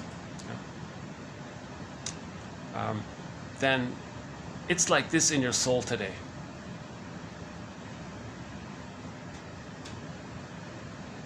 So these quotes can bring up dreams. That's helpful, because now you're making the unconscious conscious. Now you can bargain. Now you can update. Now you can know what's going on. You can analyze yourself. Oh, I see. So this is what happened. My life is like this because that thing happened with my parents. So you're making the unconscious conscious. Right? So yeah, dream interpretation, that's a huge topic. So we're still maybe partway through it. Condensation, displacement, TTAQ. If you wake up in the morning, have a dream, TTAQ in a notebook. T for title, give the dream a title. What's the sort of the main theme? A, affect, and Q, question. What's your double self asking you? What's your unconscious self asking you? What's the puppet master asking you? Again, if we were to amalgamate all of our disowned traits and create a metaphysical character that embodies our disowned traits, that's the double self. That's us. So you want to dialogue with your double self. Get to know your double self. That's one way to make the unconscious conscious. So the literature motif of the double is a therapeutic device. So Otto Rank's essay is very helpful in this, simply called The Double by Otto Rank. He talks about the play The Student of Prague. And there was a silent movie based on it. Anyways, the guy meets this other guy. It was a metaphysical sci-fi fantasy story. That other guy was him. But he didn't know it was him. He argued with that other guy and hurt him, and then he was hurt. He never made the connection that that was him. He was meant to befriend him, and what he sees about him, it's for him to know that that's a mirror to see that it's about him. It's a literature device called the double motif. The motif of the double.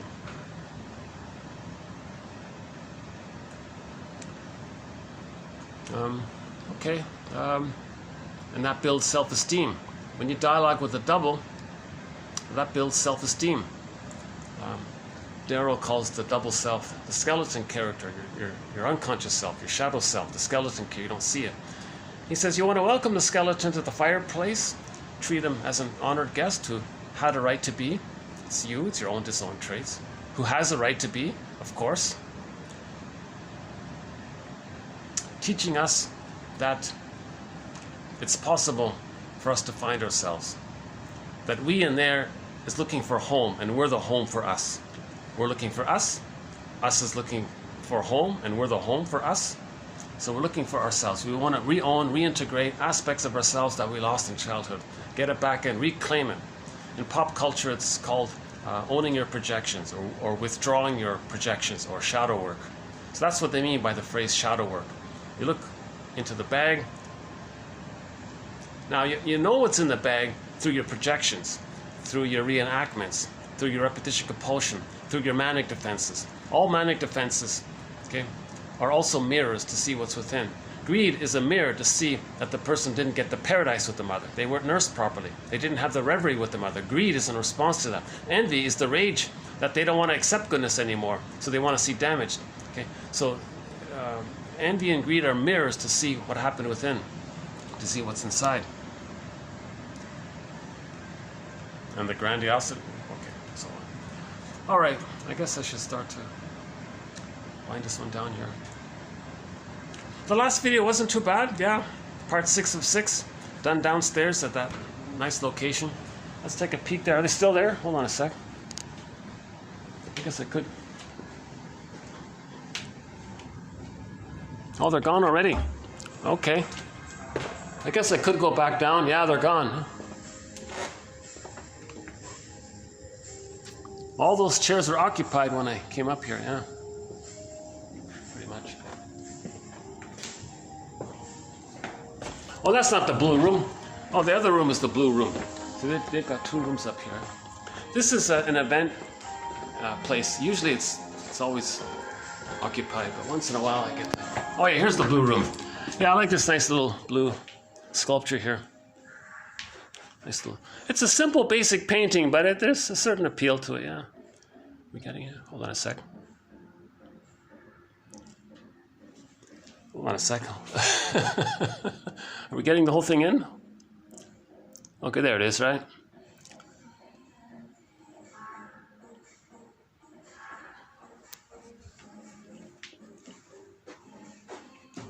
Oh, hey, I just noticed this. Look at this.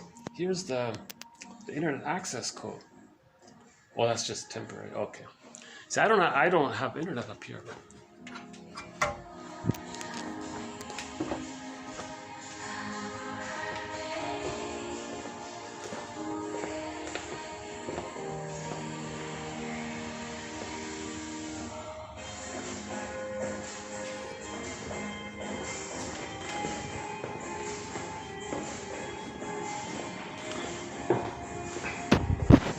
So we just wrap it up with a song here. Okay. Let's maybe we'll choose a song. Let's look for a song we haven't played in a while. You know, I'm still trying to catch up with the songs that we played in the summer. I want to play them again here. Nature's Way. We haven't played that in a while. Randy, California. A band called Spirit. A song called Nature's Way. Oh, this is the cover. Wait a minute. This is the cover. Oh yeah, this is the... So this song is Christopher Cross's cover of the song Nature's Way, originally written and performed by the band Spirit. And it's a pretty good cover. Yeah, why don't we just play that one here? Okay. We haven't played this in ages, yeah.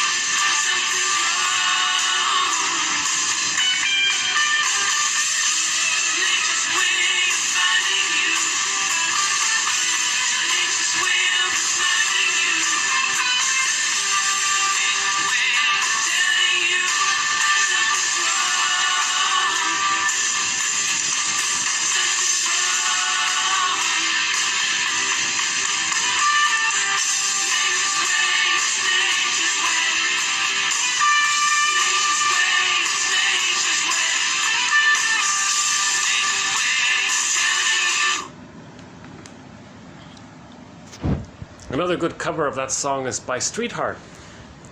Kenny Shields, the lead singer of the band Streetheart, just before his passing, the last recorded song of his was this song, a cover of Spirit's Nature's Way. And yeah, in the plunder, in greed, the earth breast, they don't care.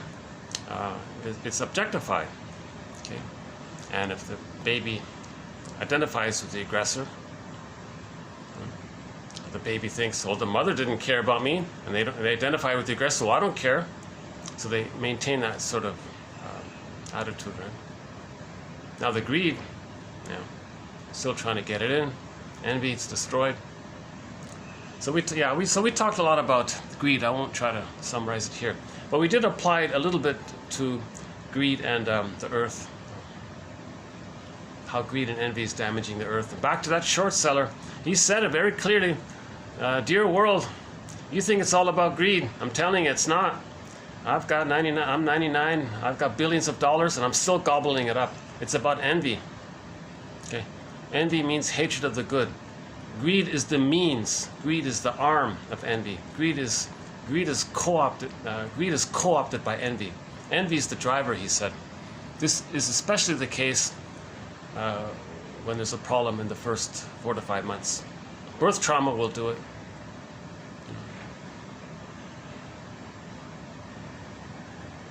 Look at the pain around birth trauma, the goodness that was needed, the basic connection with the mother. So people may be very afraid of goodness because the immense fear at birth, if there was a lot of pain at birth or something.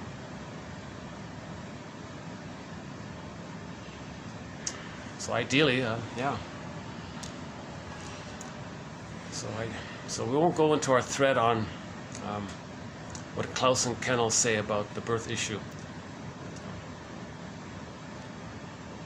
But look up a thing called lotus birth, natural childbirth. Right? But again, I'm not a doctor, I'm not a doula, I'm not a midwife. That's my disclaimer. But ideally, barring special exceptions and emergencies, the baby's just handed to the mother directly. Cord stays, placenta stays, and the baby might latch and start suckling right off the bat. And if that happens, the nerve lines in the baby's mucosal nerves link in with the breast, with the nerves in the breast. Now the line is there. Oh yeah, the band Spirit, their big hit is called "I Got a Line on You." I got a line. Twisting at the meaning a little bit, but there's a line there. I got a line with you. So let's modify that song lyric. I've got a line on you. Let's modify it. I've got a line with you. The mother says to the baby, "Hey baby, I got a line with you." Baby says, "I've got a line with you too." All right. So the baby needs that line.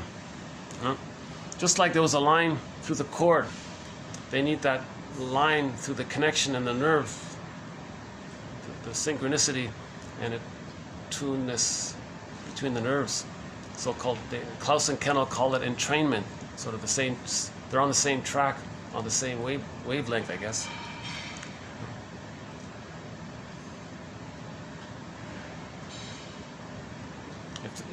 So that means the baby's going to get his paradise. The baby needs the paradise to continue for the first 4 to 5 months. Then he feels safe enough and developed enough, strong enough to hatch. Just like the baby hatches biologically from the uterus for his biological birth, toward his psychological birth, he begins the hatching because he was safe and nurtured. Just like in the uterus, the baby was safe and nurtured in the uterus, so he can hatch out, he's born. Likewise, for the psychological birth, he feels safe and nurtured psychologically, morally, spiritually, with the mother's reverie, her presence. The baby can hatch out for his psychological birth. If he doesn't get that, he's stuck. He's too dependent on the rejecting mother, and he's stuck there. He's gonna act like her, be loyal to her, still try to save her, still try to fix her. So dysfunction means you're still trying to save the mother. Greed means you're still trying to save the mother. Because if greed is in response to the mother, that means if you're in response to the mother, that means you're still connected to her, you're still loyal to her. Okay? Now greed is dysfunctional. Greed means you're not feeling. Greed means you don't have your identity. Okay? So that's the loyalty to the mother. So greed means you don't have your feelings and your identity. With trauma, the feelings and identity are lost. Paul Levi Russell says in TQ 2119, we repeat because we lost memory and feelings. We're in search for memory and feelings. When we get them, we stop repeating. So greed means they don't have memory and feelings. They lost it from the mother, with the mother, right?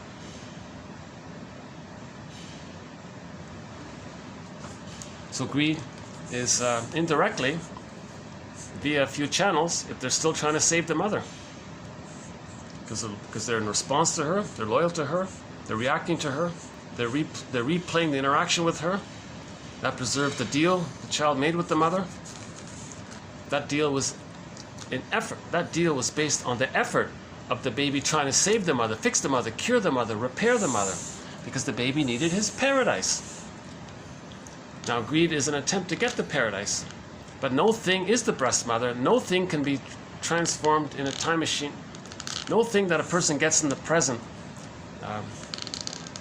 can zoom back in a time machine with the person, where the thing morphs into the mother's breast, the person becomes the infant, the nursing is done properly, he gets the wiring laid down, he can soothe himself, they hop back in the machine, and he's fine. He has his feelings and his identity.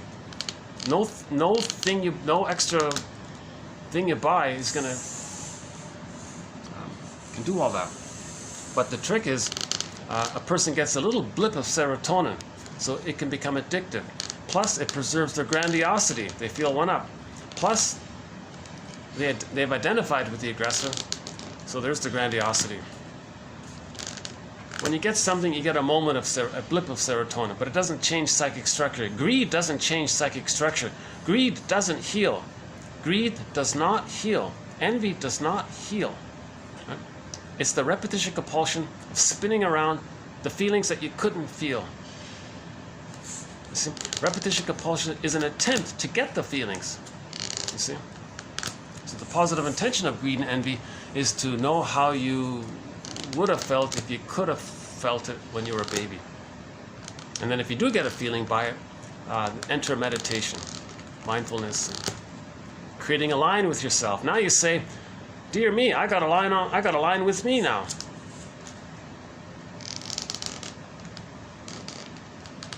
So meditation is having a line with yourself, connection to yourself. And then you have reverie for yourself. Now you want to have reverie for yourself. It's called self-reparenting. Giving for yourself what the mother should have gave you. You're trying to do it for yourself now. The whole self-help movement is all about that. Inner child work movement.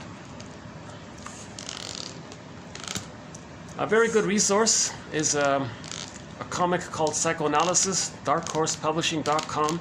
In the search engine, type in psychoanalysis. They reissued 3 years ago, exactly 3 years ago, minus a month, minus a couple of weeks. 3 years ago, February 26, 2020, they reissued the 1955 comic series called Psychoanalysis. Only 4 issues, but it's excellent. It's the best introduction to psychoanalysis, that comic. I would say everyone, if you can get the $20 or whatever it costs now, it's digitized. You can get an online copy of it. darkhorsepublishing.com. In the search engine, type in psychoanalysis. It teaches psychoanalysis. It was part of the mental hygiene movement of the 50s. The mental, emotional, spiritual, moral hygiene movement of the 50s, simply called the mental hygiene movement of the 50s. There was a real effort to teach psychoanalysis. They wanted it in high schools. I noticed in one sitcom, The Many Loves of Dobie Gillis, I think a 50s sitcom comedy, the teacher there was teaching. There was one episode where he was teaching about famous shrinks. That's a funny episode, by the way, that very episode. It's called The Mystic Powers of Maynard Krebs. That's probably the best episode, actually. So Maynard Krebs, he's all unconscious. They said he has some kind of a catatonic state or something, unconscious, emotionally, some kind of birth trauma and catatonia or something. So he was fused with everything. Mystic power. So when you're fused, you pick up things more, I guess. Or you anticipate more, you read things more. I'm not sure, yeah. So there were shrinks on that episode. They were having a debate about trying to understand Maynard Krebs. Why does he have this so-called ESP, this extrasensory perception? And we have a quote from Nador Fodor. He says, if you want to understand these mystical, it's all in relation to prenatal trauma. Prenatal trauma. It's linked to. Okay, we don't have a thread on this area, but my point was, it seems like there was an effort to teach psychoanalysis, and then the '60s came. They squelched it. It went underground, I guess. And then the 70s, and the 80s, and the 90s. But psychoanalysis is still around. Somebody said that almost every therapy approach now, every contemporary psychotherapy approach infuses or is infused with many important concepts from psychoanalysis. Right? So it's still around. I think 1001 Windmills of the Mind is a great resource in learning this second language called psychoanalysis. Over 5,000 quotes.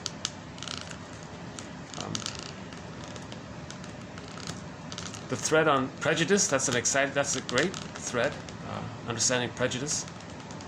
The body bears the burden is interesting, about physical symptoms.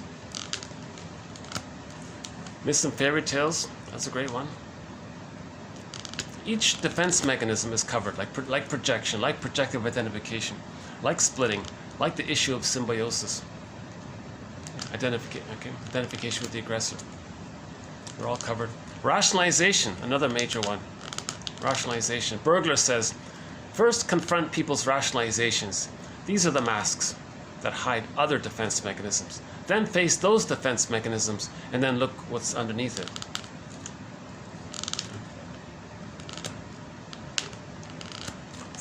How are we doing here? One last little...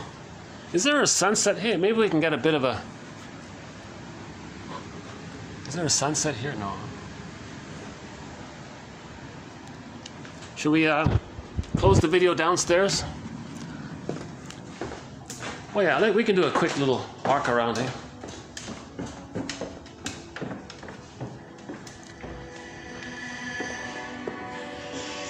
Oh, I see the night staff are coming. Okay, yeah, so good time to finish the video.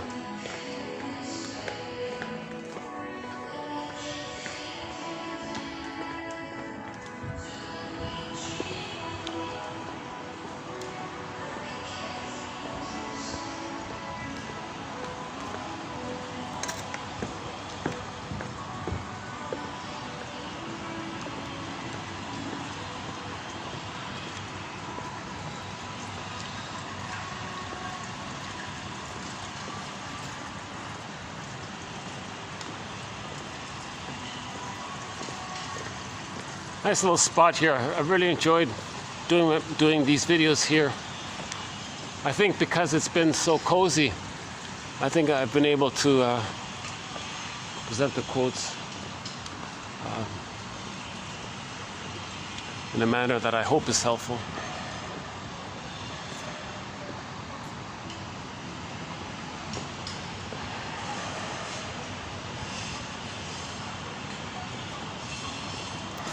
I see some people just starting to enter in here. One that just ended here. So thanks very much. This has been TQ 2490 to 2493. And we'll add more quotes from our mentor, Edmund Bergler. Edmund Bergler is one of our mentors, as is James F. Masterson, Karen Horney, William Fairbairn, Margaret Mahler, and Melanie Klein. Now, Robert Bly sort of makes a guest appearance now and then. That bag metaphor is from Robert Bly. And it's called The Second Journey of Midlife. This material is mainly for people in midlife, post 35. It's not an exact number, but anybody who reaches the point where they feel like something's missing, they've entered into the midlife audit, or the midlife examination period, called The Second Journey. Joseph Campbell calls it the hero's journey. A little confusing. I prefer Chinan's phrase, the second journey of midlife. It's an inward thing. We look in the inward. It's inward, right?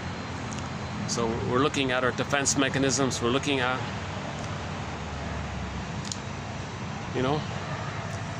which manic defenses might be in use.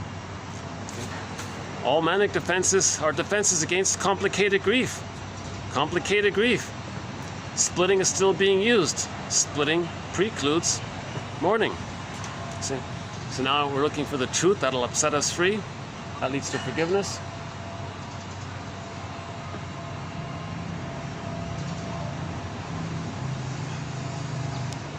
The crow is one of our companion animals, the keeper of psychological, spiritual wisdom. There he goes.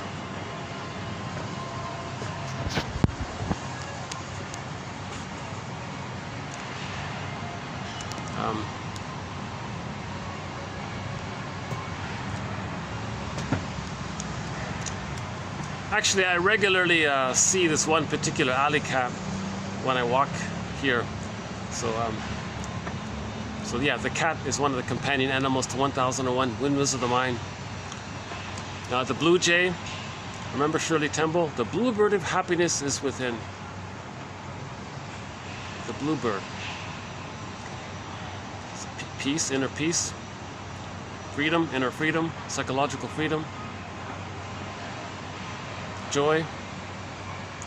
So in the Disney movie, Inside Out, joy and sadness got back to the console. It happens. We can get back our feelings. We can reclaim something that we lost in childhood. It's a lot of work.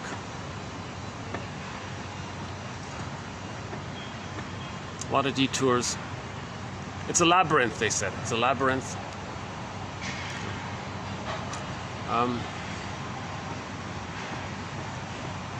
Is that guy still there? Should we keep talking a little bit? Oh no, there's still a bunch of, oh, okay, there's a whole bunch. Okay, so let's really end the video here. Okay, so thanks very much. I'll see you in the next video. And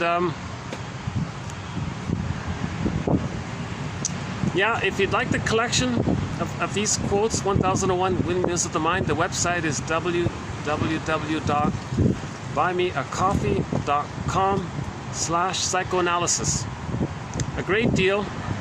A great deal. The link is also posted below. Now, one could theoretically go through all of the videos, click the more link, or the see more link, or the show more link, or whatever it says, and the quotes are posted below. So one could click through all of the videos, 800 something videos, and compile the quotes themselves. Or for a coffee, you can get the whole file at one go. Now, the whole file includes the honorable mention quotes. So it's a generous file. I think it's something to have. It's a resource. I think it's turning into an encyclopedia of soul repair. I feel like it's in that. I feel like it's fair to call it that. You know, based on from the psychoanalytic perspective. Forgive psychology for its jargon. Just forgive it, says Robert Bly. I heard him on a tape. He was talking to an auditorium filled with men, and he used some jargon. And I think maybe somebody rolled their eyes in the audience, and he just shouted, "Oh, forgive psychology for its jargon, just for."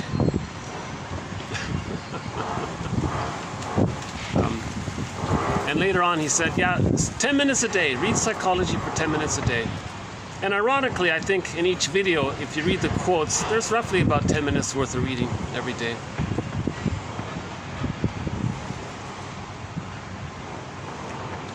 Our theme song to 1001 Windmills of the Mind is Katja Epstein's German cover rendition of the song Windmills of the Mind. Now, if you want to hear a good English rendition of it, check out Barbara Lewis's version of it. That's a great song. Unfortunately, because of the music copyright, I can't play it. But those are the two best versions of the song. And that song we played today, Nature's Way, by the band Spirit. There's only two cover versions that I like. The one you heard today, Christopher Cross, and the one by Streetheart, Kenny Shields. Those two.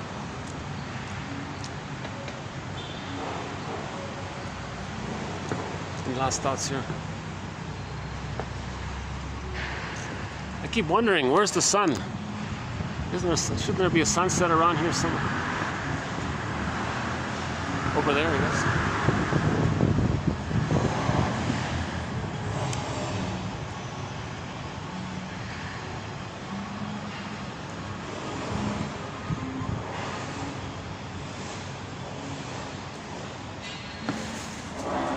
Just the cute little blue flowers here.